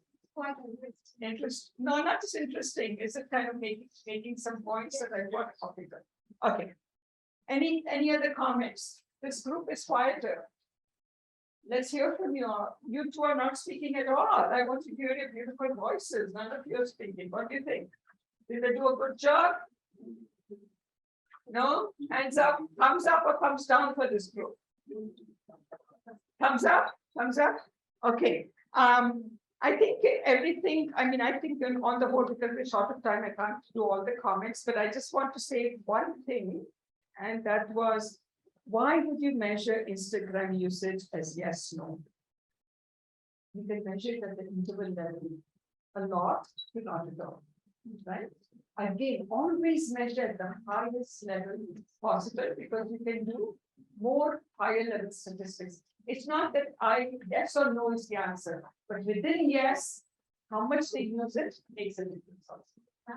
The issues, as people have already pointed out, that everybody does not use Instagram for climate action, for climate change. Right. So to set the next question, coming questions, they need to ask yes or no. So that if it is no, then only the questionnaire is not relevant for Right. people who are not using it. Okay, so you still ask a lot, not at all. Right. As soon as those say not at all, right?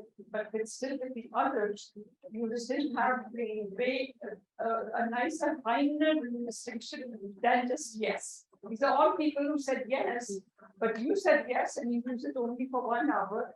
I'm a big climate activism fan. Let's say I use it for 5 hours. There's a big difference between the two, right? Okay. All right. Big round of applause for that. Go ahead. Okay, are we ready late now? I wanted to ask when you want to break for lunch. Okay, We are ready. you're ready for lunch? It's 12. No, It's one. How many groups are left? Two. Can we just finish that and then we're done? Huh? Oh, no, we still have to do publication thing, no, but we'll do that in the after lunch. Let's finish with the groups. Okay, 10 minutes for each group, another 20 minutes. Go ahead, come on. I want to see students speaking. Okay, not just the research scholars. Show the research scholars that you also are, and I'm very happy the research scholars are speaking. Okay, I have nothing against that. But students, be strong and learn to speak. Yeah, go ahead. A very good afternoon, everyone. Not introducing myself, I will need to say. Okay, go ahead. Say something. So we're doing a study on the career preferences of students of PME Media School as a study. And our dependent variable here is the career preference of the students of a particular batch that studies from 2020 to 2023. The batch that is selected. Okay. Keep it specific. And career preference being dependent variable. And the operation definition is that by career preference we mean the area or the line of work that you select either to look out for a job in or pursue for higher studies as an option for yourself.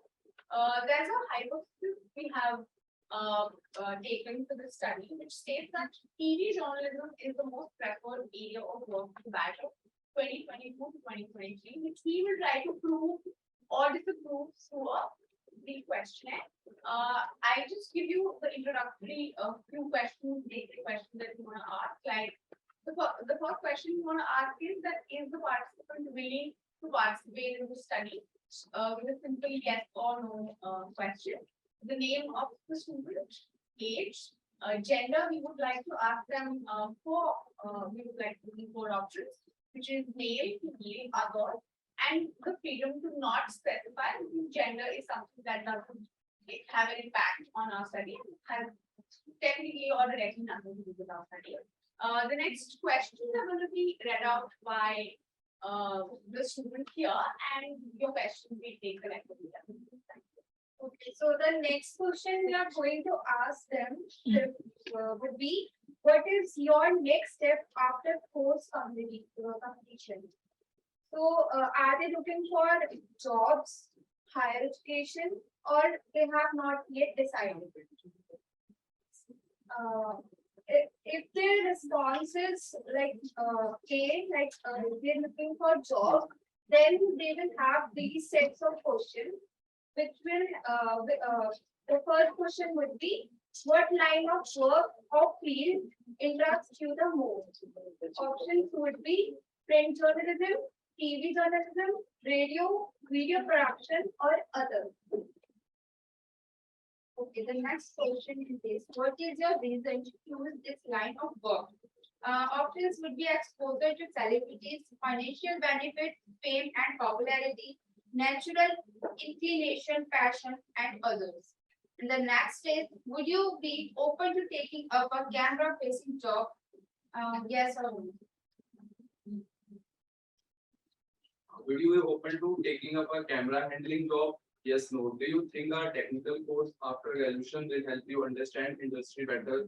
Yes, no.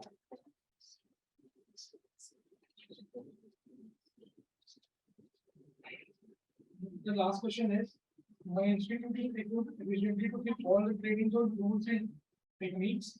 The options are agree, disagree, neutral, strongly agree, and strongly disagree. So we were in the process of designing questions to sort of understand, but I think you were running short of That's time. okay, that's fine, Yeah. that's fine. But the idea was to understand career preference for one particular line. Give them a round of applause. Comments very quickly. Can the students please make some comments? Students, did you like it? Yes, okay, why did you like it?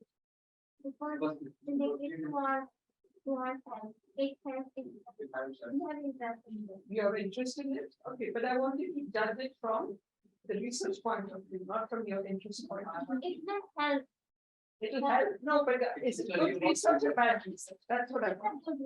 It's good research, why is it good research? Because it's not helpful. No, but that doesn't matter. Is it good in terms of how they are asking the questions? Is it good from, are the questions good? That's what I'm trying to get. Okay, that's what I'm looking for here. So it's good because it's useful information. The topic is useful, but are they asking the right questions? That's what I'm trying to get to. Very good. So you think it's a good, useful topic, but they're also asking good questions, right? Go ahead. Before I was just thinking, in the beginning, there's a question, I think, for the, you are continuing with the job after graduation, you are continuing, you are not, I think, not a second and one more. I think there's an option you are continuing with the same, pursuing course or not. Yeah, You're changing the, higher ed, they can have that. no, I think. Not just higher education, but we are doing more higher education, the same course. I'm saying that, you are continuing with the same or you have to change it. Oh, the field. Yes. Okay, So okay. one of the friends are not, after the graduation, they are. In this, okay. So maybe change the field, okay? All right. Yeah, we can do that at the fourth. Excellent. See, this is exactly a good response from the person that it's a good suggestion, we take it, right? Okay, so you can always say that, but or they can say it's not a good suggestion, these are the reasons why it's not a good suggestion. Any other comments, students, please? No? Okay, research scholars can speak now.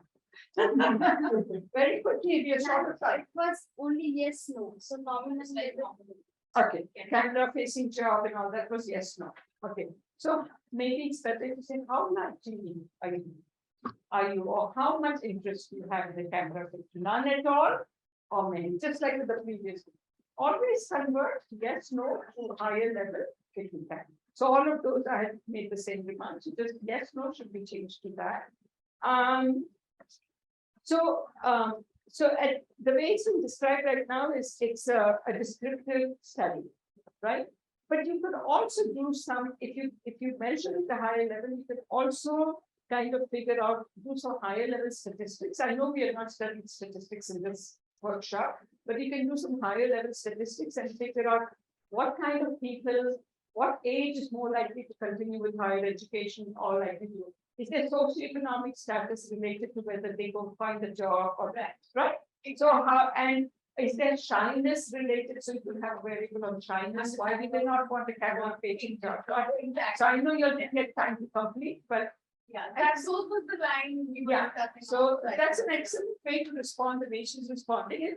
If the suggestion is good, you just take it, right? So when you get a rejection and they tell you why something is wrong, instead of getting upset about it, say, well, maybe you made a comment that is useful for me and I should adopt it. There are some comments that are not good, and you sleep and you write a letter to the editor saying that this is ridiculous. You know, I mean, this I cannot do because of these reasons. So those were my basic comments. Is try to measure the highest level so that you can do more higher level statistics, and then you can do correlation and say who prefers certain things rather than based on gender or socioeconomic status or how shy they are or how introverted they are and stuff like that. Okay. I even like the question why, the pain question, for example, very, some good questions there. All right, give them a good big hand. All right, thank you. Yeah.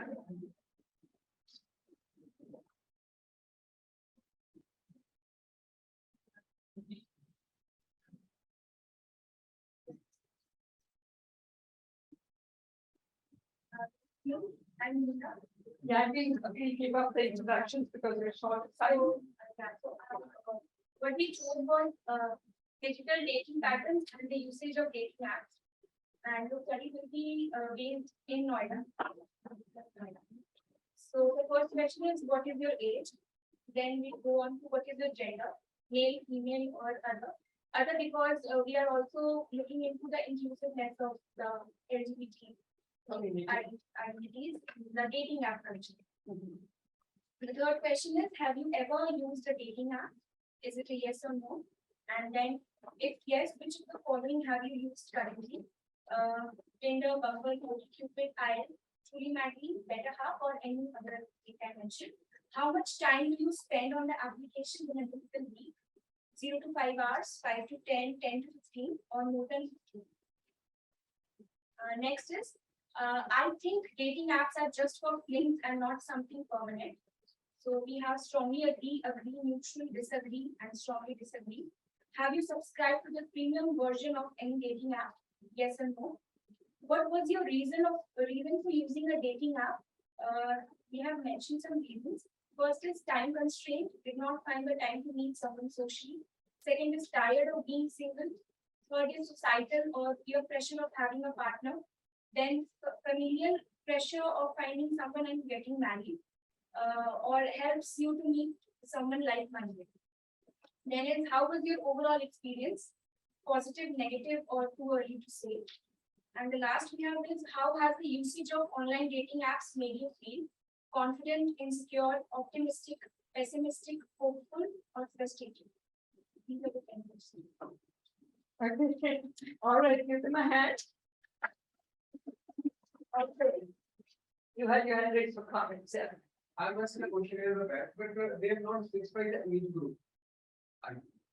The age group is important in the like this app, which age group and Actually, yes, that is also what I was thinking, what we could have added, like, I don't know if it can be added here or not. Many people are looking for using dating apps are also looking for a second chance in marriage. So we can also specify that it have taken a marriage again, or they are divorced, Right. or, yeah. So, again, it depends on culture, but it's like dating apps can be, at least in the West, they're used by much older people too, right? So, in something like this, it's not necessary to specify because maybe it will also give them the data of most people who say they use dating apps are people who are younger and not older. Or you might find surprisingly that even 60-year-olds are using dating apps. And isn't that wonderful? I mean, if you're alone when you're 60 years old, there's no reason why you shouldn't find a partner. right, it is based in Noida. So Noida में कोई नहीं है और भी लोग Noida क्या करेंगे? मैं हूँ अभी नोएडा में I can use a dating app. Right. I'm married, by the way. Right. No, I always leave that possibility. Right? Why restrict it? Because it would be so wonderful if we find out that, older people get very lonely, and if they don't have a partner, it is very lonely for them. And maybe this is a very safe way for them. They don't take any risk, but without kind of disturbing other people, they seem they can find a compatible partner. Right? Nothing wrong with that. So leave that possibility open is what I'm saying. Okay. All right. Other comments real quickly. I think overall it made a lot of sense to also sort of get a hang of how on your psychology and on your overall about the society and the socio-cultural environment dating apps are, because they're a fairly new concept. Yes. So how they're impacting your social environment, how they're making you feel internally on a psychological level. I think some of those inclusions of questions is a very good approach to sort of understand more about dating apps. Right. I liked it. I liked it also to because you asked about whether it needed to be confident and all that. And this was great. The only thing I would say is, one, again, I'm just asking if they made them be confident, blah, blah, blah. How much did it increase your confidence? A lot to not at all. How much did it make you feel insecure? A lot to not at all. Always measure at the highest level possible. Okay? You may not use it, but at least you have that information if you want to use it. Okay? I was going to say the same thing with what is your experience? Was it positive, negative? No, it was very favorable, not at all. Got it? So, and this is something that is not just what I'm finding here. And almost everybody starts with nominal level data collection, but trying to, if that variable lends itself to a higher level data collection, always collect at the interval of issue level. All right. So, some of these questions were very good, like the one that the feeling, for the reason she said, I think it's great to do something like that. Dating apps can have a very negative effect also. I mean, at least in Western culture, they have a terrible effect on some people. My question is, if I'm doing a research on dating and how to approach people, people may not agree that I'm using dating. In India, Well, so you may want to do it anonymously, right? You do it, put it online, you won't get a representative sample.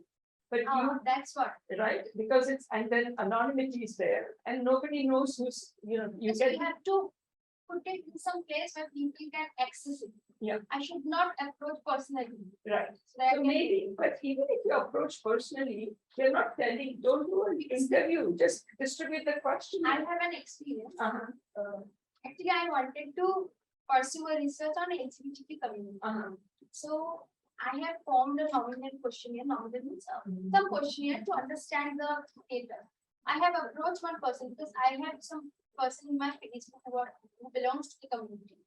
So she told me that no, I'll not commit. I'll not do that. So this is what. Okay, so that community, dating apps is still less sensitive than LGBT community. Anytime you work with a community like that, you have to go through their, what are they called? Those spaces with safe spaces. And you get an entry to this friend of yours. And you go into those spaces and you try really hard to build confidence and relationships with them. And over a period of time, you have to make that investment and then they will answer your questions because they know that there's no way that their name is going to appear. You're not going to reveal anything about them. This data is going to go out only as an anonymous data of LGBT community on whatever questions you want to ask.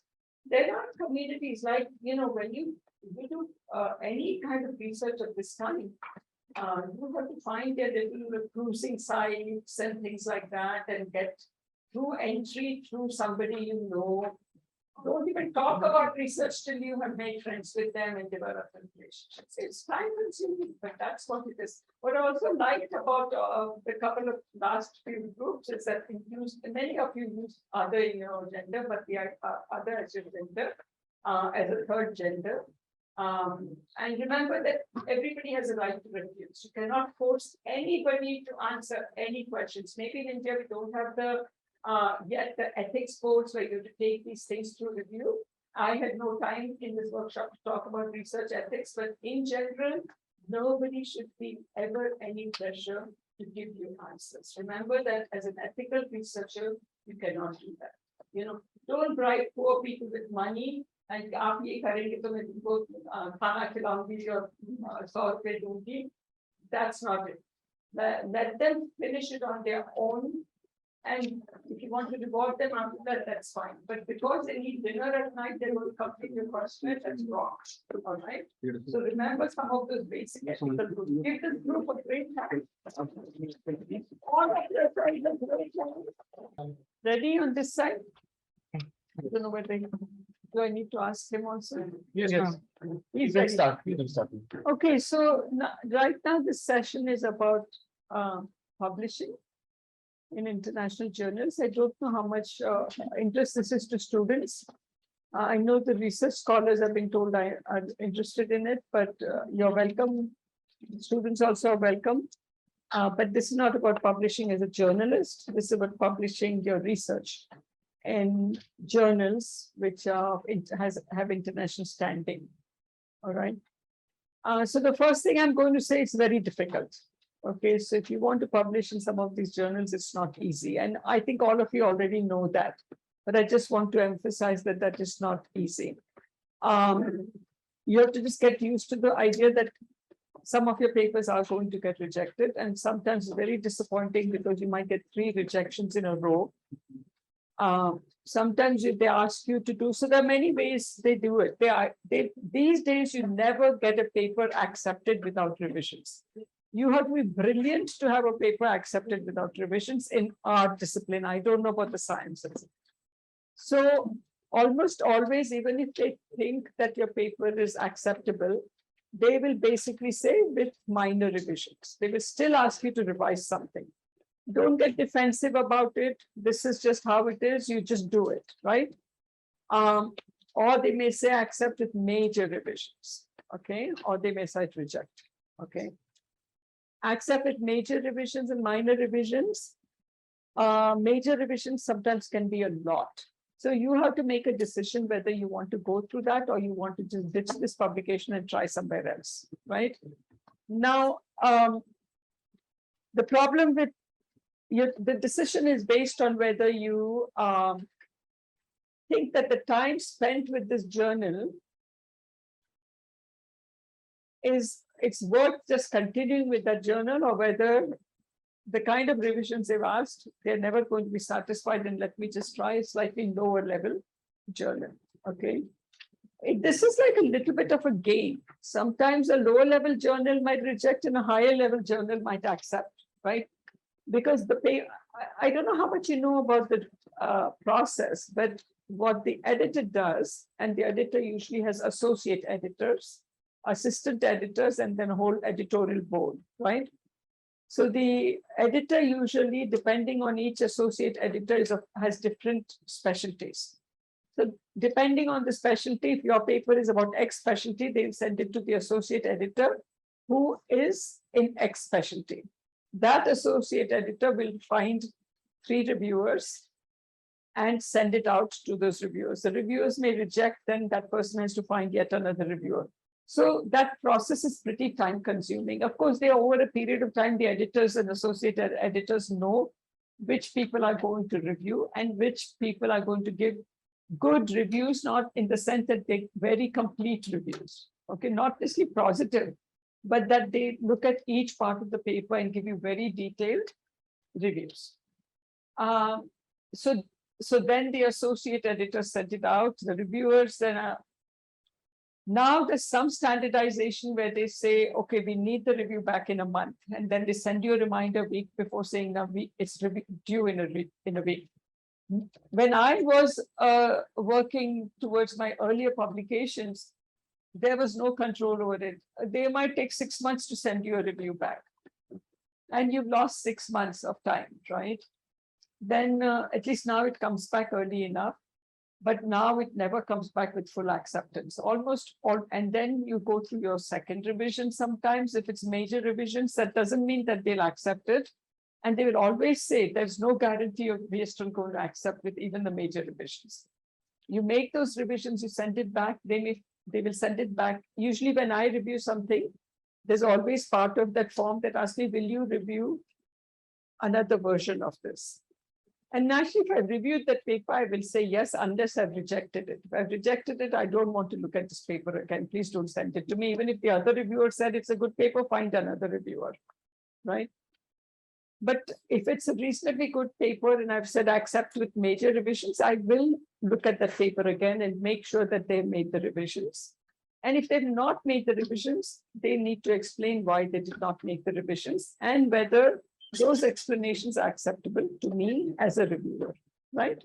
And then I send more comments back. So get used to the idea that you will go to 2 or 3 revisions, even if they're going to accept your paper. It's a very time-consuming process. All right. So that's just the process. I've just explained the process to you. Now, what makes it a good paper? You already learned over the last 2 years, just some basics of research, right? I mean, some of you already know this. Maybe it just reinforced those basics, right? If your research methods is not appropriate, if you have made basic, and this is just research methods, there's also qualitative research methods, there is, or if you do experiments, there's so many other designs, how much did you control, or how did you write your questions, all of that stuff they're going to look at, okay? So not only whether you use appropriate research methods, how you executed it, what was your questionnaire like, how did you measure your variables, what statistical tests did you use? Did you use appropriate statistical tests or not? That is all part of the method parts that they're going to look at, right? But that alone is not sufficient. You can have a perfect product with really well done method section, right?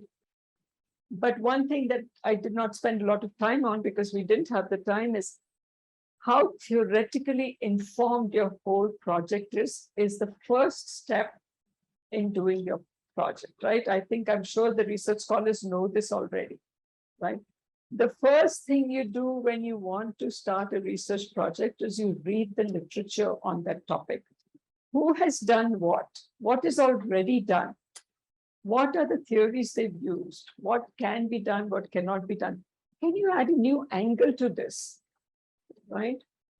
Did you feel that the previous research did not have an angle? Can you come up with a new angle to it, which is much more useful, right? So immerse yourself in that literature because you will not come up with a good problem definition if you don't immerse yourself in the literature. The little exercise we did in class today was bereft of that. We didn't have time, of course, to read the literature. I just told you I'll do, because I was focusing on the method part. But nothing in method will work if you haven't done your theoretical work. All right. Now, the big problem with theoretical work that I see in papers is the literature review ends up being like what we call a laundry list. Okay. This researcher said this, this researcher said this, this researcher said this, this researcher said this, this. That's not a literature review. The literature review is your ability to synthesize what has been done previously. If you cannot synthesize that literature review, it's not a literature review, it's a laundry list. Okay. And this is one of the biggest problems. For me, the literature review is the hardest part of writing a paper. When I advise my dissertation students, I tell them I first want to see your literature review. That's the chapter I want to see first. And only after that is really complete and you fully understood the problem, then you can identify very well what part of it you want to address, right?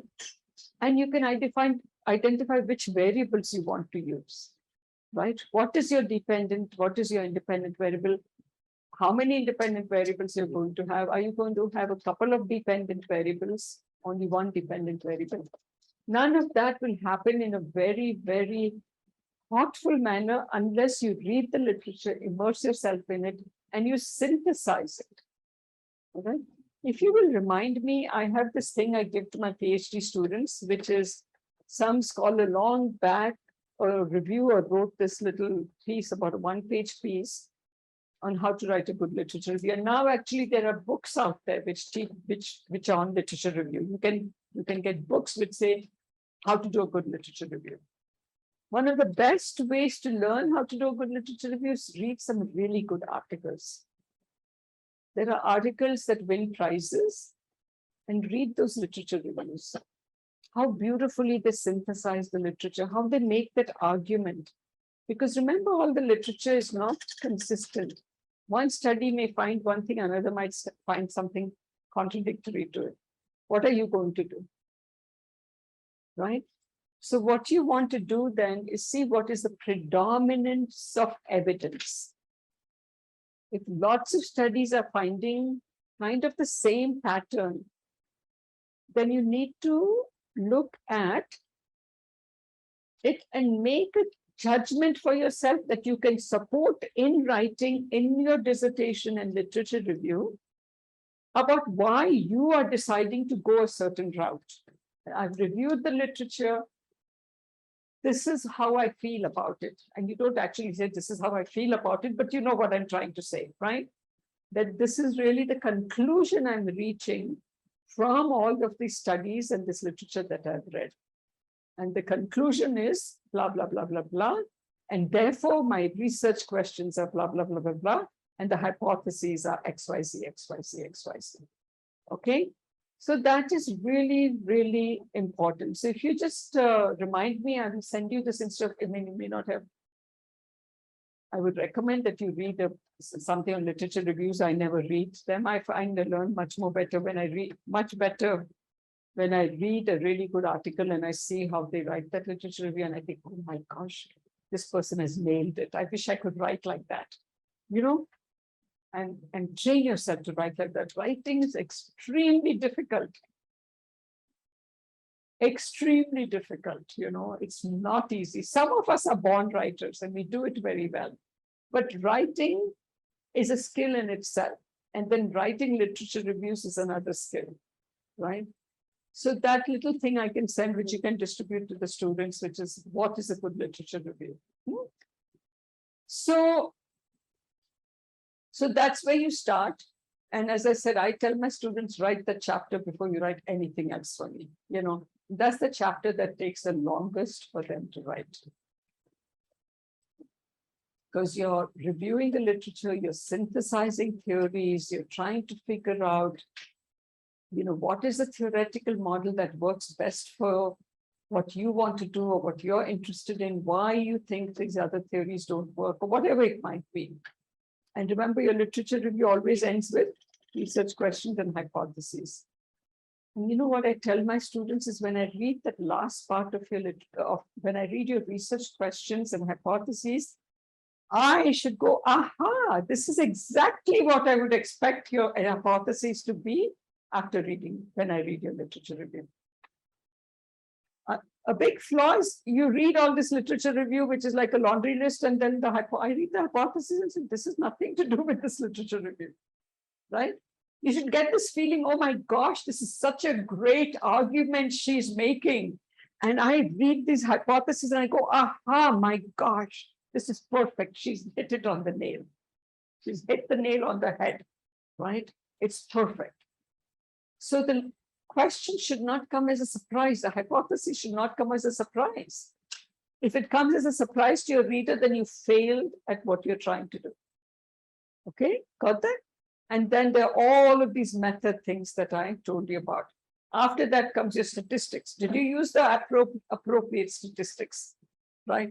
Sometimes you will get a reviewer who will tell me, well, you should have done this particular test rather than this particular test.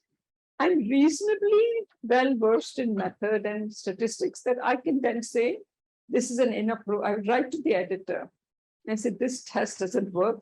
My data is at a nominal level. I cannot use multiple regression with it, right?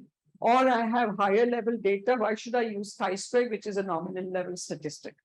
You can make that argument. The editor is going to listen to you. If you have the authority and you have the knowledge to make that argument, you can always write in the letter. We never just make the revisions without sending a letter to the editor. We send a letter to the editor and to the reviewers that he or she shares with the reviewers. And we say, always say, thank you for the comments. You don't need to butter them up or anything. We don't do that. You just say, I found some of these comments extremely useful. These are the comments that I have addressed. These are the changes I have made. Sometimes you highlight those paragraphs in the paper, okay? And then you can say, these are the comments I cannot address because of these reasons. Okay, this test doesn't work, or this is really not the purpose of my paper. You know, this is not what I want to do. You know, or that this is a limitation that I cannot fix anymore. If I measured age in categories and you're telling me now change that, unless I recollect the data, I cannot change it. I mean, first of all, don't ever measure age by categories, so you never get that comment, right? But if you did, that's a simple, there are sometimes we all make mistakes and we say, why did I ever do that? And you can't fix it anymore. And that could lead to rejection, but that's just how it is. You say, I can't change this. It is a limitation of my study. I accept that. And you go from there, right? So you have these steps, and then you have the findings, right? How do you write the findings, right? Be very clear that you're answering each of your research questions and doing a test for each of your hypotheses. Be very clear, write your hypotheses. I don't expect me to remember hypothesis 1 said this. Repeat that hypothesis and say to test the hypothesis that said that interest in climate activism is related to engagement with social media posts on climate activism. Remind me what the hypothesis. This is the hypothesis. Some people might even say, and the theoretical reason behind this hypothesis, and very briefly in a sentence, the test that was used was multiple regression or chi-square or ANOVA, whichever test you're using, right? SEM. This is what the test was: significant, not significant. Please don't say it was partially significant. There is no such thing as partial significance. Where is the? If you know a little bit about statistics, and I know that we didn't study statistics, when you find something significant, let's say you're using t-test, you usually write the value of the t is whatever it is, let's say 8.96, right? Probability less than 0.05, right? That means we usually set our alpha at 0.05 and we say we're willing to accept an error of 0.05, right? It should be less than 0.05, right? What if I end up getting probability 0.051? This is not significant. The cutoff point is 0.05. If it is 0.049, it is significant. If it is 0.051, it is not partially significant, it is non-significant. Period. That's a strict cutoff line. All right. It's not, your hypothesis was not supported. Period. Unfortunately, I have had this happen to me, and I'm just so mad when it happens, right? Or like the reliability. I got a 0.65 reliability. Oh, shoot it. I wish it had been 0.7. That's just how it is, right? So don't make these kinds of, errors. Don't try to pass off something the reviewer will not notice, or editor will not notice. We will notice it. Be honest about it. Okay. So it's either significant or not significant, which means you either supported your hypothesis or did not support it. Please do not say you proved everything. We have not proved anything, because we always have a 5% chance of making error. Some people set the alpha at 0.01, but in social sciences, we generally send it at 0.05. I know some of you may not know what alpha is, but just bear with me for a moment, okay? This means that what is the error we are willing to accept? There's a small chance that our hypothesis is not really significant, but at the 0.05 level, we are willing to accept it. Now, what helps you to set this alpha level is in medical research, you can't set high alpha levels. It's a matter of life and death. You want to probably take only 1% chance of making a mistake, right?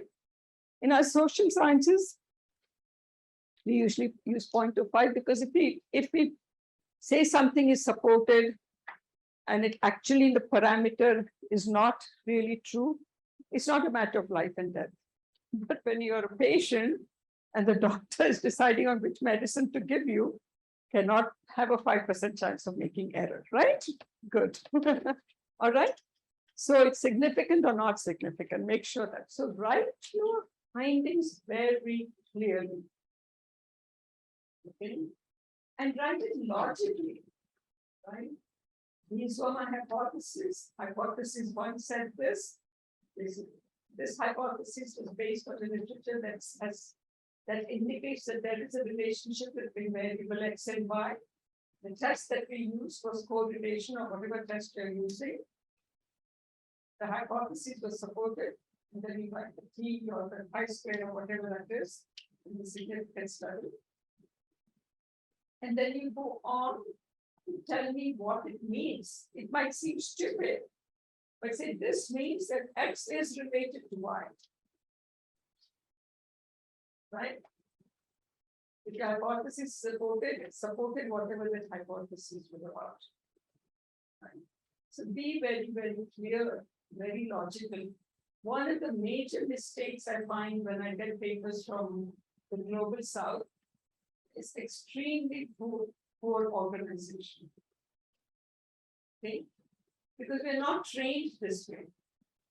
And I have a lot of problems with the way the West has straight-jacketed everything. It's become such a rigid system. There is no space for creativity. If you don't follow this format, a lot of the social scientific journals are not going to accept your paper. So I have some problems with it, but unfortunately, that's the system we are in and we want to publish. You have to follow that. Okay. So I don't like those rules, but I follow them. Right. So be very logical. Be organized. I sometimes go to 30 or 40 drafts of my paper. 30 to 40 drafts, okay, that's not a joke, right? Before even I feel relatively satisfied with it. So you think, आप 2 बार 2 या 3 draft लगा के भेज देने वाले हैं, unless you're some brilliant scientist or, you know, it's not going to. I write and I rewrite and I rewrite. And one of the things I do is I always first write it for a conference. What that helps me to do is I have a deadline. One of the biggest problems of writers is what? Procrastination, right? I think I'll be moving. You procrastinate, don't you? I procrastinate also. All of us procrastinate. That movie's playing today. You know, I'm just too tired. But that conference deadline, you're tired or you're dying or you haven't eaten, it doesn't matter. I have to send it before midnight today. At least you get your first draft written. Most of my conference papers are my first draft. I've not looked at that paper 30 times. Just like playing in the dark, hoping they accept it, then it's going to force me because it's going to put another deadline in front of me, which is I have to present this paper, so I better shape up the paper because people will ask me for copies. So how do you deal with writers' procrastination? It's trying to first write for a conference. There's a deadline. Okay, and it's your first draft. Hopefully to be accepted, you will improve it for presentation. Then you get comments such a presentation, improve it a little bit more. Then you go through those 20, 30 drafts, then send it on. Then the other important point, and I'll come back to the structure before we finish it, is find the appropriate journal. Do research on the journal that you want to publish in. Study the journals and see, okay, my interest is in XYZ. Which are the journals in the field that publish articles, right, that are related to my topic. Those journals are more likely to be receptive to your article. There's something known as desk reject.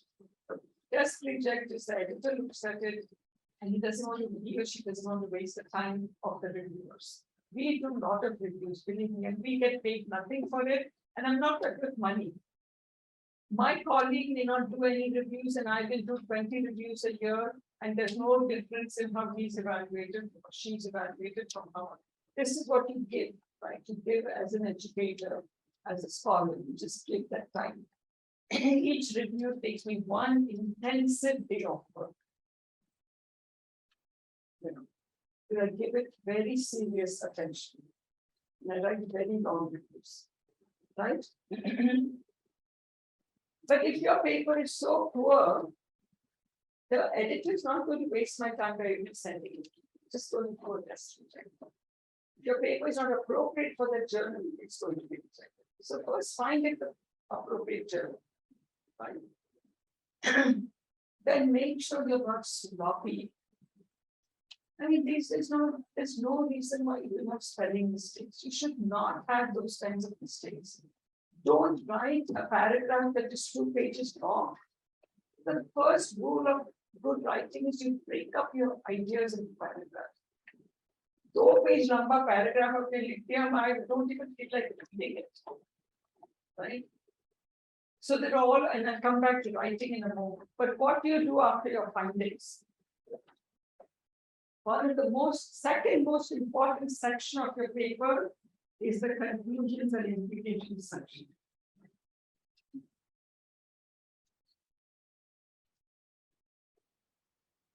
At the end of the paper, very often I read the paper and I won't say this in my comments to the author, but I'll tell the editor.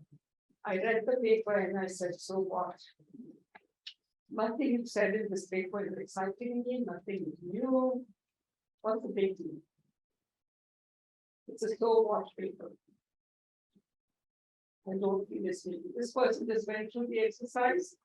There was nothing that I felt was, well, I mean, it's like, okay, elephants are bigger than ants, is what I found.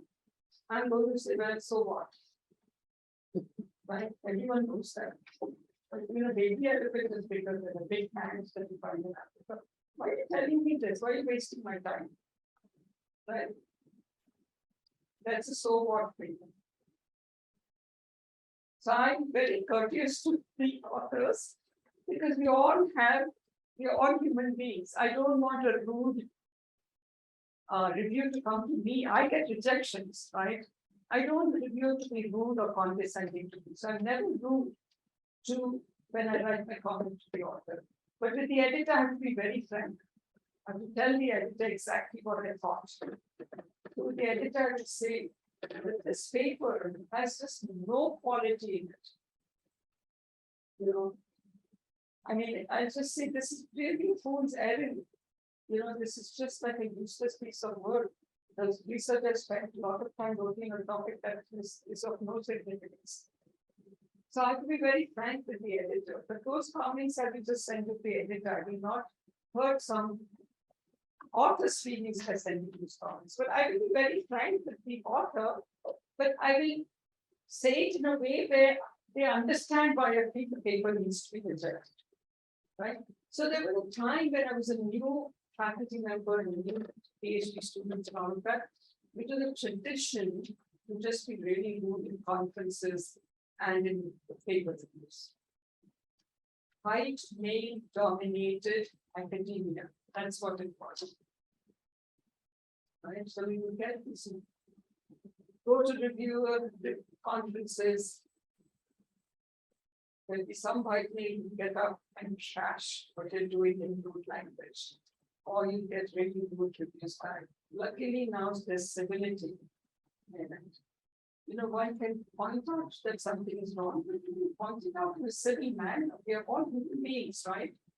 I'm telling this to research scholars and all of you. One time you will be reviewing other people's papers, right? Give them useful comments, give them suggestions. Tell them why you think this is not working. But don't be rude, don't be uncivil. We have enough lack of civility in our society now. Don't do that, right? When nurture a scholar, just because you know that more than that person, don't act up. Nurture. You know, why am I doing these 2 days? It's not like I have 2 days just floating around in my time. Of course, I want my students to help me with the project. But 2 days of my time is a lot of my time, and I'm not trying to say I'm an important person or whatever. Please don't misunderstand that.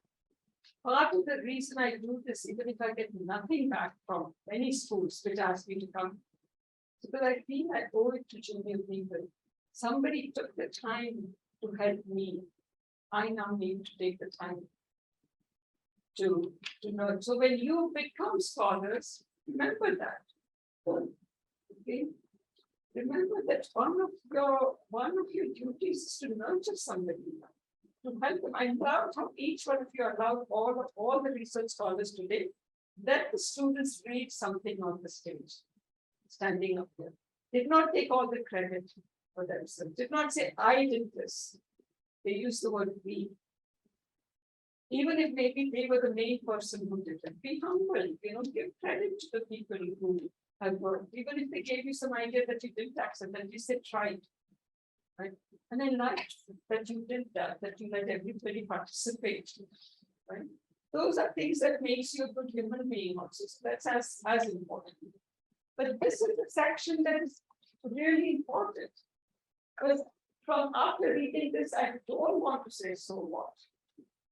This is a section that takes me back to the literature review, that connects my findings with theory, which tells me what about the theory worked and why it didn't work. Maybe possibly we could think of this third variable, or possibly the culture in Korea is so different that this kind of model doesn't work in Korea, whatever. Make some kind of a really good sense of conclusion. Don't just end there without even referring to your literature review. Why did you do the literature? Every part of your paper has to be connected so that your theory, literature review, feeds into your research questions and your hypotheses, which in turn determine your method, the design of the method, and then obviously the stats you're going to use and all of that. These result in your findings. These findings are useless unless they connected back here. That's called closing the circle. There's a wonderful ad for the Volkswagen Beetle. That's small. I don't know if it was ever in India. It's a small Volkswagen car which looks like a beetle with a hump back. That ad is an excellent example of closing the circle. Can one of you Google it on your computer and find it for me? It's a very old, about 50-year-old. It's completely text with a small picture of a Volkswagen Beetle in it. Think small. Can somebody just Google that ad for me, please? And it has nothing to do with serious topics that we're talking about. It is an excellent example of how you close the circle. It is all back together. I struggle. I hope that helps you. I struggle with writing. Writing doesn't come easily to me. I struggle with this last part a lot. And I'm sharing this with you to let you know that I'm as vulnerable as all of you. I still haven't got it completely. I do get rejections, and so do all my colleagues. Yeah, okay, I would like to read it. Then subtext, the story of Moses. No, it's just things small, and it's a whole bunch of text, actually, just a text tag. But I want you to read that article. It's not any longer. It is not in, it's like scanned one. I think could you find it? I think I found it. I'm waiting for the article. Anyone else? Okay. Otherwise, all of you Google it on your own. It's a small small and it says think small, a little beetle at the bottom. And it just closes the loop so beautifully. And there's another whole series of advertising that have good messages. Is this our little car, is it so? Yes, that's the one. Can I read that to the class? Would you like to read it?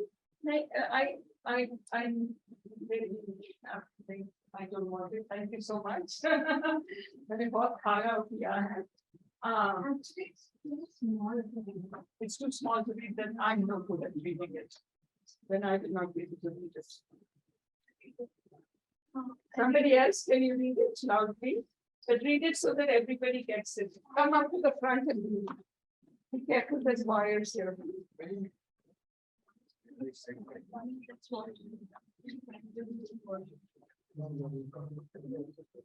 I'll send a few other ads that are absolutely beautiful.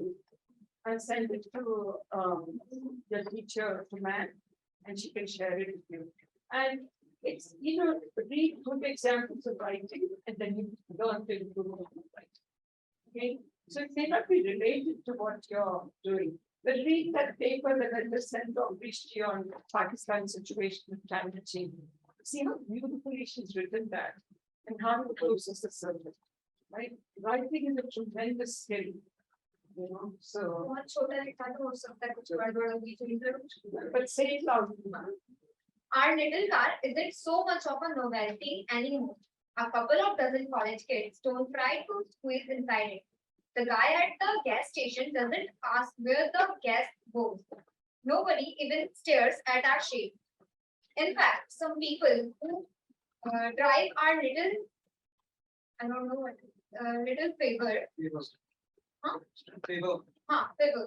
Don't even think 32 miles to the gap. Gallon. Sorry, gallon is going any great. But Guns. Guns. It's going any great guns. That's our Americanism, yeah. or vibing 5 points, Five visiting grades. 5 points. Or using 5 grades. Go ahead and read. Grades of oil instead of 5 quarts, or never needing gas Anti. anti or rocking up 40,000 miles on a set of tires. That's because once you get used to some of our economies, you don't even think about them anymore. Except when you squeeze into a small parking lots or Or you can use small insurance, or pay a small repair bill, or trade in your old Volkswagen for a new one. Think it over. Think it over. So think small, think it over. Right?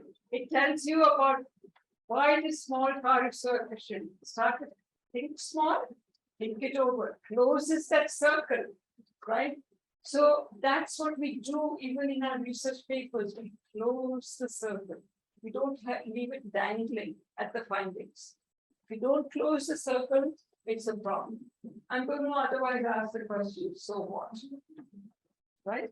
So it's very important that everything is connected. Go from this should be an aha moment. Oh, yes. Exactly, from the literature, if you're looking to expected anything but these research questions that I want, right? Then that should inform which method you choose, which design, is experimentological method, surveyological method, it all depends on what you're doing here. Should it be qualitative? Should it be quantitative? These days, people use mixed method a lot. They use both qualitative and quantitative. Right, so you might do an experiment and you might also do in-depth interviews. And you might then see how one supports the other. So you have a bit more evidence for what it is that you're researching. Then of course the findings will come logically, and then the conclusions and implications, and all of these should be related back to your theory. So there's a structure to your writing. Don't write haphazardly. What is okay, I'm going to stop for a moment and have you ask me questions, and I'm going to talk about writing mistakes. Go ahead, because I need to stop talking. I talk too much and I don't like to talk so much. So I want you to talk. What questions? Yes, please go ahead. Ma'am, the biggest issue that I face is identifying the right journal. There are plenty of them and they are kind of, many of them are kind of vague in the description as to what kind of topics they would accept. Okay, so there are several, it's an excellent question, right? So what are some ways you can figure out if this journal is the right fit? First of all, you can always write to the editor and say, I have a paper that is exploring XYZ. And I want to, I have looked at, make sure that the editor knows you're not finding it in severe, that you have researched the journal pages, right? The other thing you can do before you write to the editor is go to the journal and read in the last 2-3 years, roughly what kind of articles that they have published. And if you're still not clear, then send a letter, a small note to the editor, remembering that they are very short of time. And say, you know, I respect your time and I have done all of this, but I'm still a little unclear if my article is the right fit. Don't make your email like 2 pages long, just very quickly. I just wanted to get an opinion from you. And sometimes they might say, well, it's a little difficult to tell, why don't you send it? Sometimes they might tell you that this is where it doesn't fit. In fact, a little bit about the method also, I'm using quantitative method or I'm using an experiment or something like that. And most people will reply. I mean, the first time I got a colleague friend of mine to come to the US to be a PhD student, I convinced her for 2 years and then she finally came with excellent. And she used to come to me and say, Jyotika, you know, this scholar actually replied to me. I said, but this is normal here. You write to a person who's a big theorist and well known, you send an email, they're going to reply to you. Most of them are going to reply to you. You're not going to say, oh, India said, you know, I'm not doing it. It's a scholarly courtesy, right? Here's a young scholar who's writing to me, wants to know something. Most of us will reply. I get like I go over 115 emails. I try my best to reply there. Sometimes it's a little bit annoying.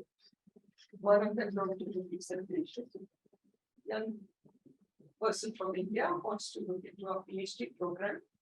It's normal for people to write to many PhD programs. Whenever you apply for a PhD program, you don't write to only one. Please. She forgot to change the name. Just copying and pasting. So she wrote somebody else's name and she sent it to me. So I just wrote back saying, I'm not sure this is for me because I really didn't know whether it was for me or not, right? She wrote back saying, oh gosh, ma'am, I caught the mistake as soon as I sent it to you, but before, because I'm always in front of my computer, I reply very quickly. I was just about to send you a note with the correct name. Have I ruined my chances? She asked me, you know.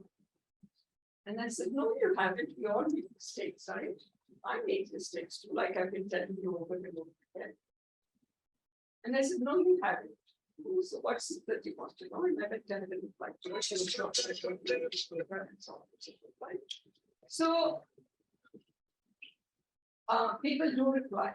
Okay, so I just want, I mean, there will be some jerk somewhere who won't, you know. There are never free of jerks in the world, right? But most people will, you know. So that's one thing you can do. But before you write to anybody, make sure you do the research. You know, I always reply to everybody, but sometimes I get frustrated. Calvin puts research in here and you want easy answers from me. My time is as valuable as yours. I don't sleep most nights. I'm working, you know, 18 hours a day or 16 hours a day. Right? I can easily say this person didn't, I'm not going to bother. So give them some evidence that you've taken the job. Right? And you know, that's a good way to find out the journal fits. Okay. Look at the articles, look at the editorial. One other way you can use it at the editorial board members. And see, look up some of their, Google those board members And look at what kinds of things they publish or what they publish. That gives you a voice. Got it? So that is important. Other questions?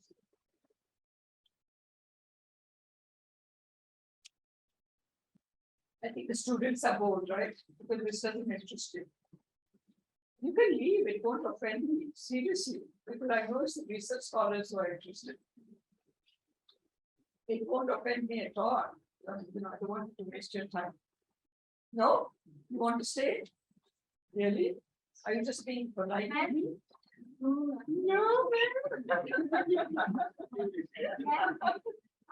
If I write something on Indian vision, Indian ideology, you are really to publish from international journal. No, you can publish anyway. People always are seeking and crazy about international journal. But if I'm writing anything about specifically of India, But why do you not want an international audience to know you're writing something about India? I mean, you have a choice. You can write, send it to an Indian journal. Nothing wrong with it. But as Indian scholars, let the rest of the world know how good you are and what you know about India, and they need to know about India. Right? There's nothing against you writing only. I write about India and I publish it in Western journals because I think they need to know about our country. You know, they think we're all these uncivilized bunch of people sitting here. Yeah. Write about other parts of the world and let the Westerners get a little bit more education about who we are and how good we are. This is true of everyone, right? So I am, you know, just the world needs to know. The problem is the West doesn't know enough about the rest of the world. They just, I mean, things are getting better, but my students have no idea about the world. So I tell all my students, I'm telling all of you, learn about the world, learn the history of the world. Don't sit on that phone the whole day and waste your time on 2-3 hours before you know it are gone on social media. I'm telling you, frankly, it's a very waste of your time. I'm not saying don't do it at all. We all need that connection, right? Do it. But take time to go sit with a friend of yours and have coffee and have a really good conversation. Right? Take time to read an article instead. Do your social media, but don't get addicted to it. You know, just don't. You know, learn about the world. I also tell my students, suppose it's a wealthy country, and I tell them, it's not necessary that you have a fancy car. Use that money to travel to Africa. You know, go travel to Fiji. Right? Go travel to see what's happening in Vietnam, country that Americans doing. Right? Go learn about these things. It doesn't matter. The car I'm driving is a piece of junk. I'm really telling you. My students, wealthy students, University of Miami has extremely rich students. If you go to the parking lot, there are Audis and Mercedes is too old-fashioned for young people, but all the fancy cars are there. You go, Professor, which is your car? The one whose paint is fading and whose windows don't go up or down. That's my car. It's a piece of junk, right? I'd rather spend the money traveling the world than have a fancy car to drive. We all have our priorities. I'm not saying that you don't have. You may love cars. I want a red sports car. You might say, go ahead and do it. That's the only thing important in life. Go to those dunes in Namibia. They are fascinating. You know, go see the animals in Africa, in Kenya, and Tanzania. It will change your life. Go meet these absolutely beautiful people in East Asia. Go with the fantastic food in Thailand. Don't go to England for food, it's horrible. Even they will try to cook Indian food. So, you know, this is what, as young people, expand your mind, you know. Don't be afraid to speak to other people. Don't feel you're less than anybody else. People will be rude, they're racist, they will do nasty things. But you're not any less than them just because you have a brown skin. And that black man who's sitting there is not any less than you. Okay? Somebody coming from Africa, is not less than you. They're equally brainy, equally good, equally beautiful, whatever, right? So don't let any white person treat you badly. They're not less than that, right? I mean, they're beautiful. I've got it. My white friends are excellent. But what I'm saying is, don't that. Let's not have the colonial mentality that we're not as good as the white person. Right? So go. If you don't travel and you go out, you don't know how to speak to these people. So do that. But this has nothing to do with writing, by the way. So let's go back to writing. Questions? Not as much of a question, not really, but we talked about publishing. I think can we talk about plagiarism and Oh, good. I was just going to, you guys going to say we're going to get into writing. Very good. Any questions other than about writing? One question online from Kiki wants to ask about paid journals, how to identify paid journals. Oh, another really good question. Another really good question. You know what predatory journals are? Can somebody explain it so I can rest my voice? Can we explain it to the young, wonderful young people sitting here? Akriti, can you talk about that? So there are journals which are recognized by Sage, Taylor, Francis, and more such publishing houses, but there's other journals which are not recognized by wonderful organizations or wonderful publishing houses, which may ask you for money for publishing in their journals, or they may not be Scopus indexed, or perhaps in the UGC care list as per India. So these are what are essentially predatory journals, because either they'll charge you money, or they'll be fraudulent, or they would not be associated with another organization which is renowned in the field of academic publishing. These kind of journals, how to identify them and assess that if they're relevant to publishable for your content or not is the key question. And how do we do that is, I guess, first and foremost, we identify what kind of journals are renowned in your particular area, in your particular field. After that, check their website. Look through all kinds of resources that have been put up, check if they're charging any kind of money, if what they're writing, for example, a journal might be associated with a university, with a college. Check on the college's website, on the university's website, if it is reliable journal to publish your material or not. So I guess these are some of the few checklists that we can do. Excellent answer, right? So predatory journals are basically the first clue is they'll ask you for money. And then you know right away. I mean, in science journals, you have to pay per page. But in our social sciences, somebody asks you for money, it's a fake journal. It's just predatory, meaning it's trying to take advantage of you. These days with the internet, there are so many ways, as Akriti just told us, that you can check. Go into that journal's website. People are very good at faking websites too. But I think if you have a keen eye, you can figure out whether it's a fake website or not. If they use big names like Sage and others, you can go into Sage's website and see if Sage is listing that as one of its journals. Right? Sometimes they change a little bit of spelling that you may not notice. Right? So be careful about that. Go and if it's university affiliated, make sure you check the university's website, right? So there are many, many ways like this. So the first big giveaway is they will ask you for money, right? I mean, when they first began to do this, I would get requests from all over saying, will you be our editor, and all that. Then I began to figure out that this is all.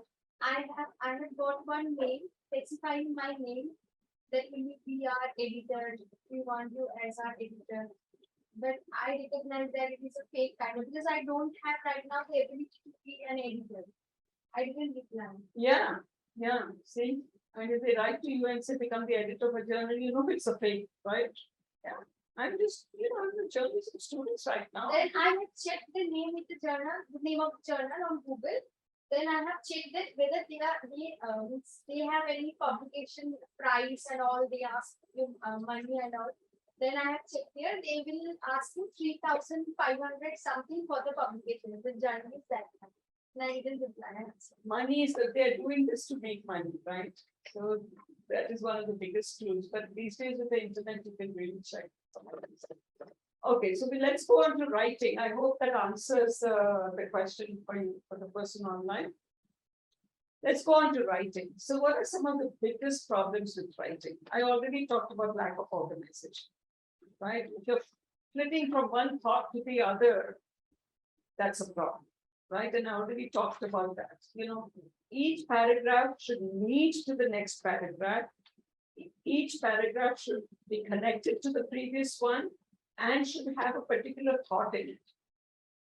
You know, if your thought is very long, break it up into 2 paragraphs. Okay, but make sure each paragraph leads to the other paragraph. Help your reader along by using good subheads, right? The reader is reading this for the first time. Help that person make it reader friendly, right? If you make it difficult for me to figure out your paper, I get so frustrated. I sometimes read it 3 times and I still can't figure it out. But I'm very conscientious about my work and I try very hard. And now many people will not have that patience and will just send a note to the editor and to the author and just, you know, quickly reject it. You know, you don't make me have to do your work, right? So be very organized. Every sentence should lead to the next sentence. Every thought should have a paragraph or 2 associated with it, and each paragraph should connect with the next paragraph. Each section should logically lead to the next section, right? You see that? That whole logic should be there. Writing errors, sloppy mistakes. You know, English is not your first language and you really need help, then go to a friend who is good, you know, who is English is grammatically better, and ask a friend to look over your paper, and maybe you can do something else for that friend. You can use your time to help them with something that they're struggling with, right? And not everybody has time to just keep reading all your papers all the time to help you with the language. So when you ask somebody for something, ask them that how can I return this favor to you? Can I do something for you in return, right? But I mean, that's very frustrating when, you know, when the language is, and actually there's some difference in the Indian English and in the American English, right? I mean, it's natural that there's going to be a difference. That I can understand, but I can't understand sloppiness. You don't express yourself properly. You don't write your thoughts out properly. You have silly grammatical mistakes. Your sentences are very often incomplete sentences. Immediately when we get a paper like that, we are like saying, I would have to spend too much time on this paper. Right? So organization, the quality of the language, have somebody edit it for you.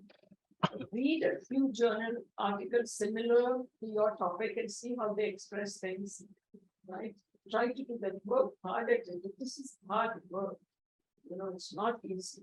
Take some time, take 2 or 3 days when you're not disturbed by anything and immerse in that paper. Okay. Now, the big problem that we have all the time is plagiarism. What is plagiarism? You want to take a minute so I can rest my thought? So, plagiarism is basically when you pick up content which is written by somebody else and claim it as your own and say that those are your thoughts and you have written the content without mentioning that person's name or giving a person new credit for their work or his piece of writing. We all know it, but we all do it without realizing we're doing it sometimes. And sometimes there are people who plagiarize, they know that they're plagiarizing, right? They're just trying to, you won't get away with it. Okay, I can tell right away the quality of the language changes. I'll be seeing that language which is may not be grammatically that correct, or that might be more Chinese, because we get a lot of Chinese people who write.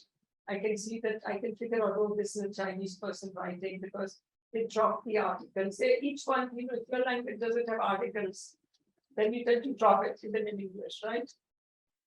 I can easily recognize Indianisms. You know how Indian people write English, right? So I can, and then suddenly I get this paragraph that's beautifully written. And I know right away, I can just go in Google, put that paragraph in, and I can find the source. Very easy to detect plagiarism.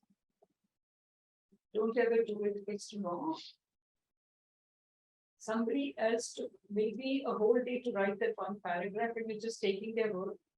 What the, that's what my thought and I haven't seen, but I wrote the same thing in some different language and by putting some other words, but the meaning is same. Plagiarism is not the idea as much as the exact words. Right? So exact copying the exact words, because we could have similar thoughts. You may have an idea about something that, oh, this variable is connected with this variable, or whatever that might be it, right? Somebody else has had the same thought who's living 3,000 miles away. The words they use to express it will be very different from the words you will use. Got it? So, and if you're absolutely sure that you never read it and that you haven't picked that up from somewhere else, you have a way to defend yourself, right? And no matter how similar the idea, we all will use different words to express that idea. So that's not a problem. If it's your idea, you've not taken it from anywhere, you write it in your own words, that's fine. Most people just pick up somebody else's stuff and they put it. What's the difference between quoting and paraphrasing?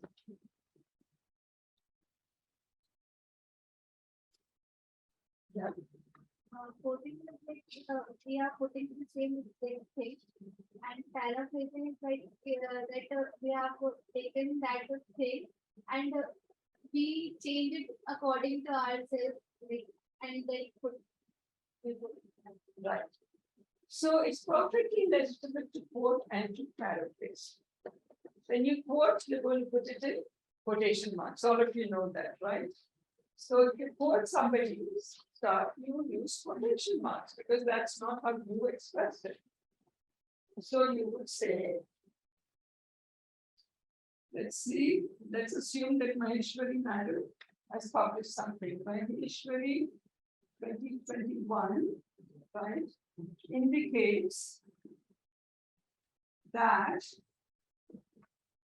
and when you quote, when somebody's expressed it so well that you really want to use those words only, and she's expressed something really well, so you quote, don't forget to always in the page number, so I can go back and I can find that quote, right? This is important. But if you think that she has a really good idea here, but you want to change the words, don't change only one word. Rewrite it completely. In that case, you would say that the relationship between social media use and blah, blah, blah, blah, blah is blah, blah, blah, blah, blah. Maheshwari 2021. That's it. And of course, it depends on are you taking time, right?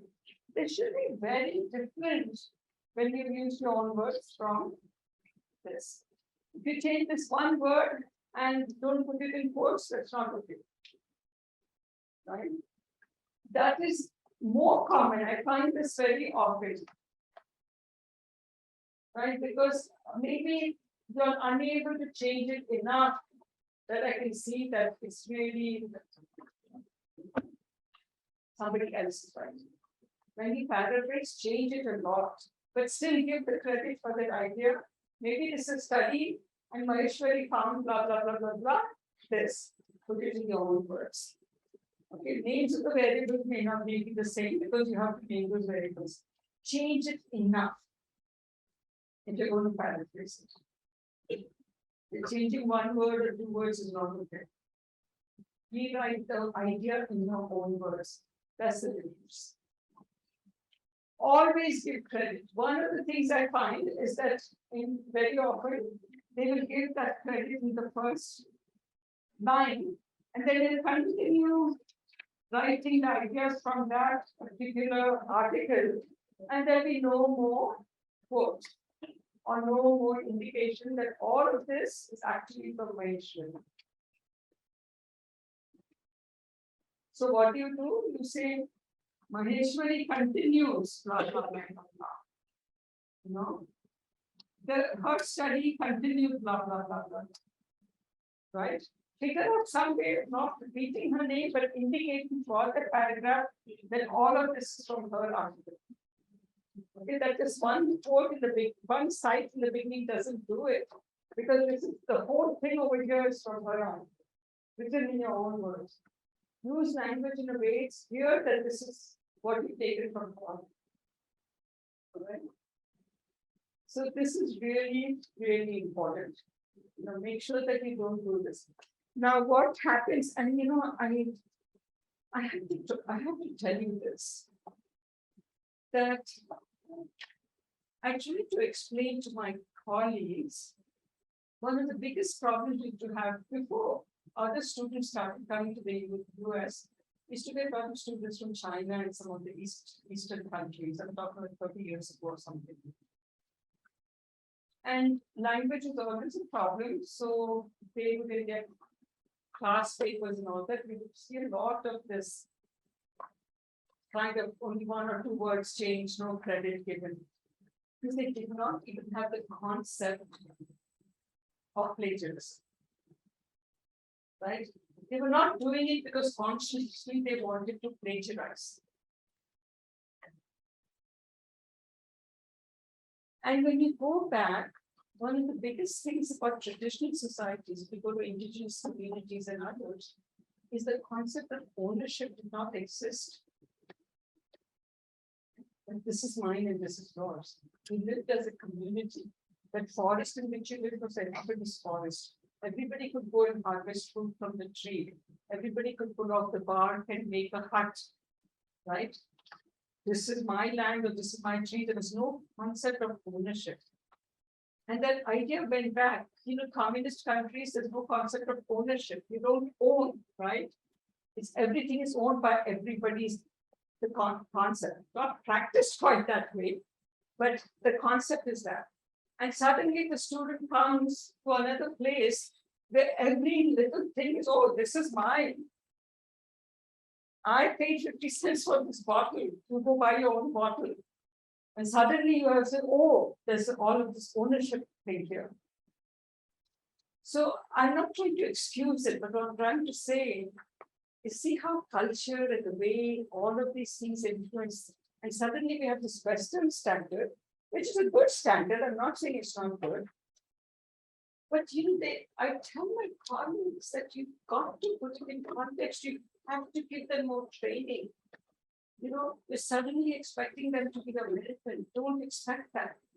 You know, or the big thing is class participation. Every class you get 10 or 20% is how much you speak in class. Students who come from China, they are not allowed to say one word in their class. Very authoritative country, right? Teachers, you know, we believe in our teacher, they are gurus, but my God, there you can't contradict the teacher. You're giving 10% of the grade of the class on based on whether the student is going to talk in class. How do you expect her to come from China and the first day start participating in class? So, you know, I try to explain those things. But still, you have chosen to come to the West.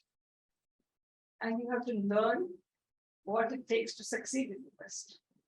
Right? You want to publish in Western journals. You have to learn what it takes to succeed in Western journals. And one of them is don't ever do this. Right? Because this is punished severely in the United States. We can throw you out of college. So, and if you plagiarize in articles that have been published, you will be discredited in the university. So it's very important to remember this. What else about writing? Organizing, plagiarism, paraphrasing, quoting, style. Pick one style. APA, I find is the easiest, it's accepted. Are you familiar with styles? It's the American Psychological Association. Has a style of how you quote and how you write. This is like what I wrote Malaysia from 2021. Don't be lazy about it. Look up in style. And it's so easy. There's a website called the Ohio Owl. Is it Ohio? No, Purdue Owl. Purdue is a university. Purdue Owl. Go to that website. They actually tell you if it's a book with 3 editors. This is how you quote it. They give you an example. Quote it. Write the reference like that. Take the trouble to do that. Okay. If I see you're sloppy in your quotations, you didn't have a good bibliography at the end, even though you cited that person. All of those are things where I think, oh, she can't be careful in these small things that are technical. What faith do I have that the research methods was good or bad? Right? So writing is equally important. That's good. I don't know what else I can tell you. Questions? It's hard work, all right, very hard work. I work a lot on each of my papers and I get rejected still. So it's not easy. Yes. Yes, we are students from Indian universities and we do not have access to many of the journals. Yeah, books. So very important. Last I don't know what to say. I think so. I wanted to read many of the articles that are that articles their publication they demand $35, $45, $41. How can I afford those? I But know. their method, I need to read their methodology, the articles, what they're talking about. It is similar to my study. I need to read, but I cannot pay them. I know. And I wish, the sad thing about the way we publish is we do all the work, right? We spend our own money. If you're lucky, we get some grants. And then those journalists make all the money. And then they make it hard for them to get them. Whose work are they making money on? They didn't do anything. I did 2 years. I spent 2 years of my life doing that research and writing that article. The system is bad, right? At least now there's a movement towards open access. But still, But it's very good. Whichever is the best one is paid. I know, it's really tough. I don't have a solution. I don't know what to say. I'm so sorry about that situation. I hate the system.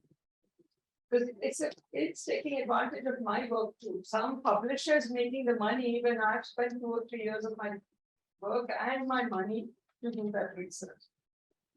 It's a very unfortunate situation, so I don't know, is there no other cooperative like you can't establish? If your university has a MOU with another university, can they not negotiate that? If you have a MOU with an American university, that give our students an opportunity to use your library. So now everything is online, right? Maybe that's what you'll need to talk about, activism, right? But our university, many of the university will ask the organization section, we want to get, they will say, we don't have money, okay? We have loans, we have this, we have that. Then there's something wrong with the system that expects you to publish in international journals but doesn't support you. Right? It's wrong. And in some cases, we have to do literature review before we start our studies. Yeah, absolutely. In some cases, there are literature, but we are demanding, this is the first one I am doing.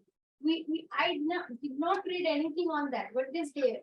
Because I do not have access to that one, that's why I didn't know. That is the reason.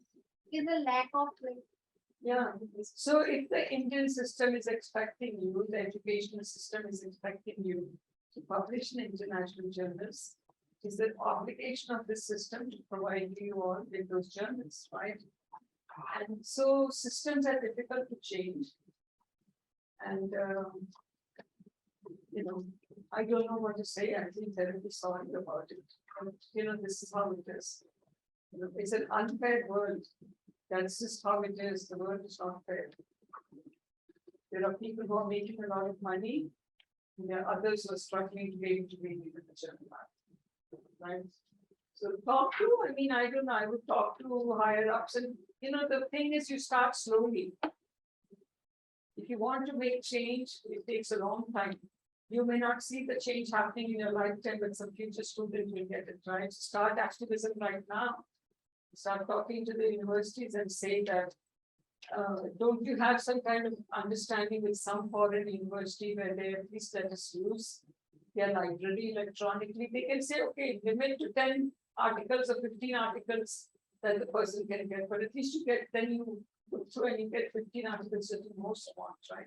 So, you know, open that discussion with more and more students start talking to their higher ups that you're expecting us to publish in these journals, but how are we supposed to get, if we don't read those journals, how do we know how to write for those journals, right? There's nothing wrong with sending a letter to your vice chancellor and saying this is the problem we face. Be very respectful and say, sir, this is, you know, a situation that we don't know how to do it with. Can you please help us to solve this problem?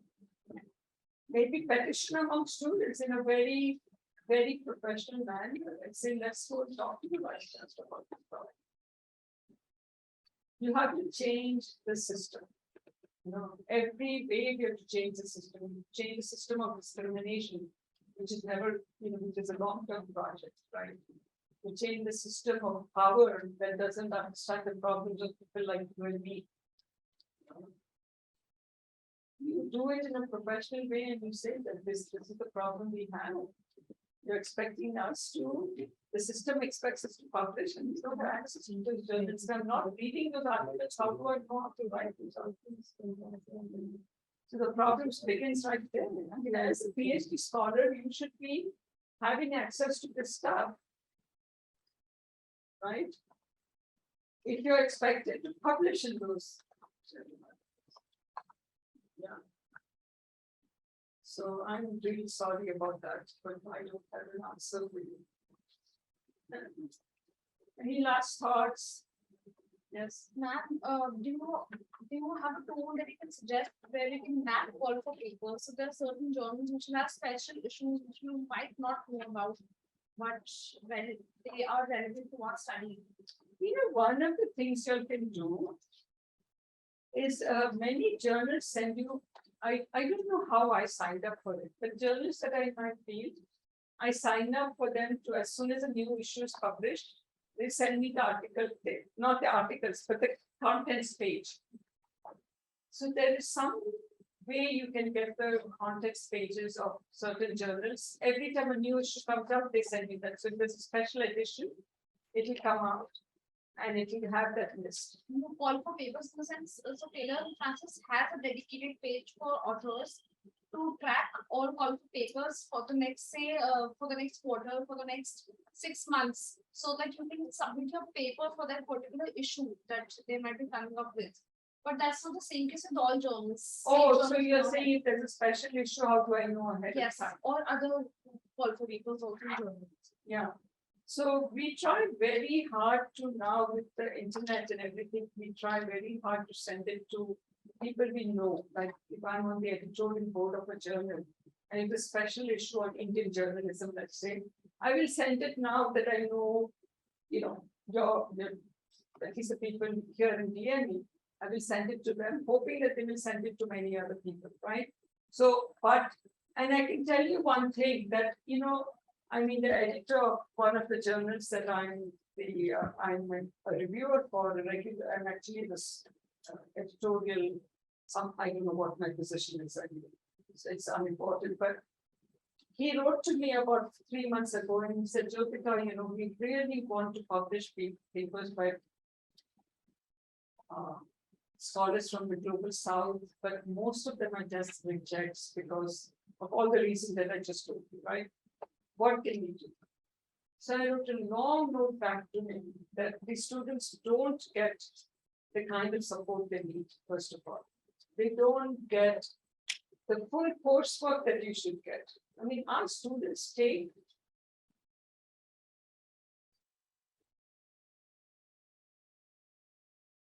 16, 20 courses, each of 3 credits. At least 2 or 3 research methods courses, 2 or 3 statistics courses, 3 or 4 theory courses, then courses in related topics like political science or intercultural or international relations or whatever. You get a solid foundation first in that before you ever come up with a research topic. If you're going to have about, 6 months of coursework, what are you going to learn in 6 months? Right? So I wrote to him all the problems within the system.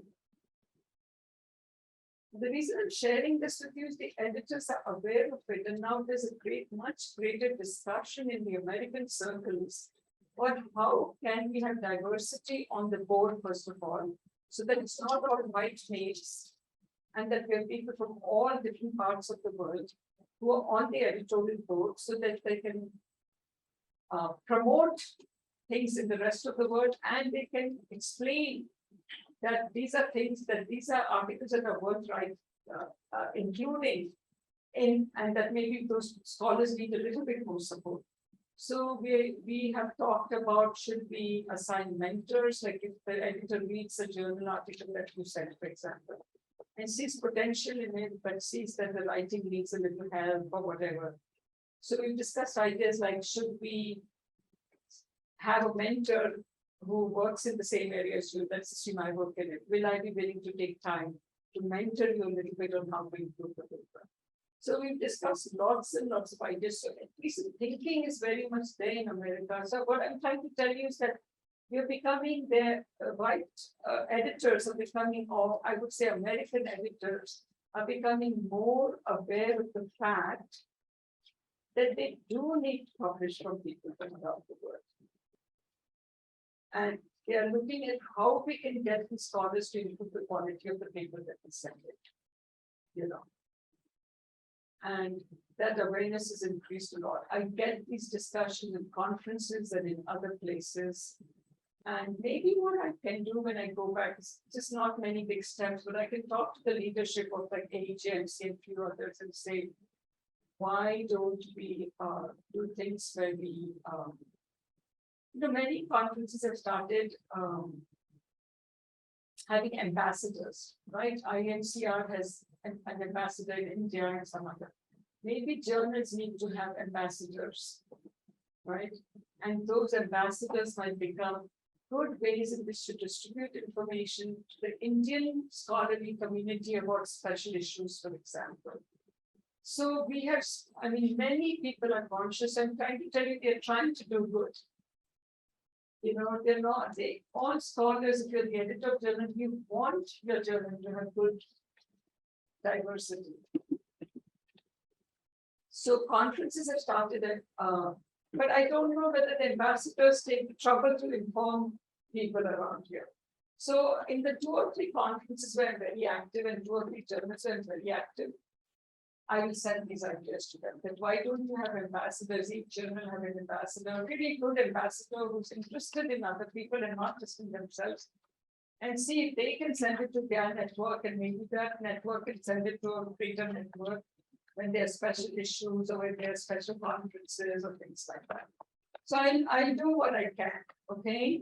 All right, this is a good discussion. I'm glad you're telling me all this so I can, because people ask me about how we can do this. And I'm trying to give ideas, but I've not thought about this lack of access, So I will do that. Thank you. What else can I do for you?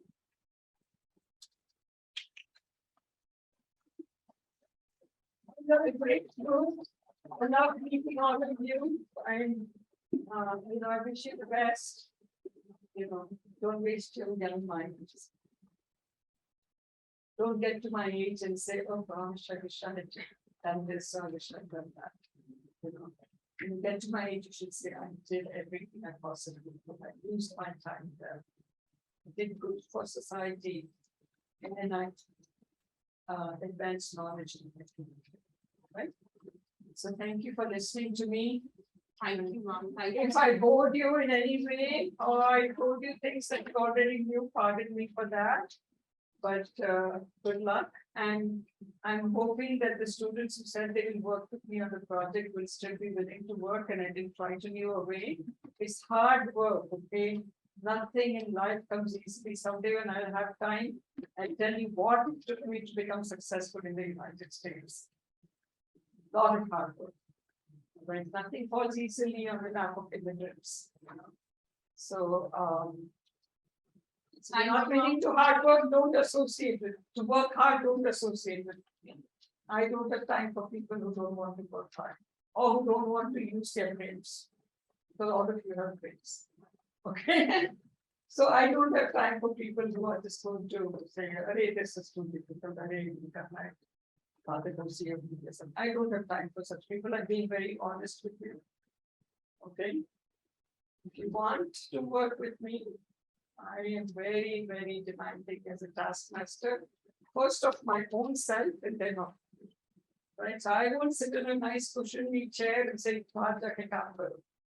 okay. If I make you work, I will work. Good luck. God bless. Thank you very much. So I'll take a minute to thank everyone who was involved in this workshop and who helped us in organizing this workshop in seamless manner. The two-day workshop includes with this interactive Q&A session wherein scholars cleared their doubts, students learned new things, and faculty was motivated to improve their quality of work. I thank Professor Jyotika Ramaprasad for her valuable time. Ma'am, thank you for giving insights into the communication research. In these 2 days, we had discussions on wide variety of topics ranging from review of literature, questionnaire development, variables, reliability. We also learned about how we can improve our work and get paper published in international journals. The students felt enlightened, I'm sure. I hope so. Scholars were able to grasp many things which will be benefiting them in their future research work. And we are really, really honored to have you, ma'am. I'm sure our association is just the beginning of our long-term relationship. I want to extend my gratitude to all the participants, including the online attendees who were making these sessions interactive or making it engaging. You kept the session alive. Thank you so much. I also want to thank management and leadership team of DME for supporting us in arranging this workshop. I want to thank Dr. Abreesh Saxena for introducing us to Professor Jyotika, bringing her on board and arranging this workshop for us. Dr. Shushmita Bala, thank you, ma'am, for constantly guiding us and correcting us wherever we were going wrong or detracting. I want to thank technical and production team, Mr. Sumanta Sarthi Das, Mr. Abhishek Yadav, Mr. Yogesh Sharma for making it seamless for online participants. We tried our best to make it work for you. Mr. Madhav Sharma for lovely pictures, Mr. Vishal Sahai for timely update on social media, Dr. Sumedha for timely refreshments and which kept us really charged. Thank you, Mr. Pramod Kumar Pandey, for being there with me at every step for making this workshop successful. I want to thank all the faculty members of DME Media School for their support and cooperation, including the staff and the PLVA and everybody, electrician, IT people, because it was Saturday and Sunday and we were really working on weekend. It was really tough for us to arrange everything. So thank you so much. Thank you, everyone, especially the people behind the cameras, Netik, and I'm sorry. Thank you. We will be sharing certificates with everyone soon, and please fill the online feedback form which I'll be sharing on the group. Your inputs are really valuable to us. Thank you, everyone.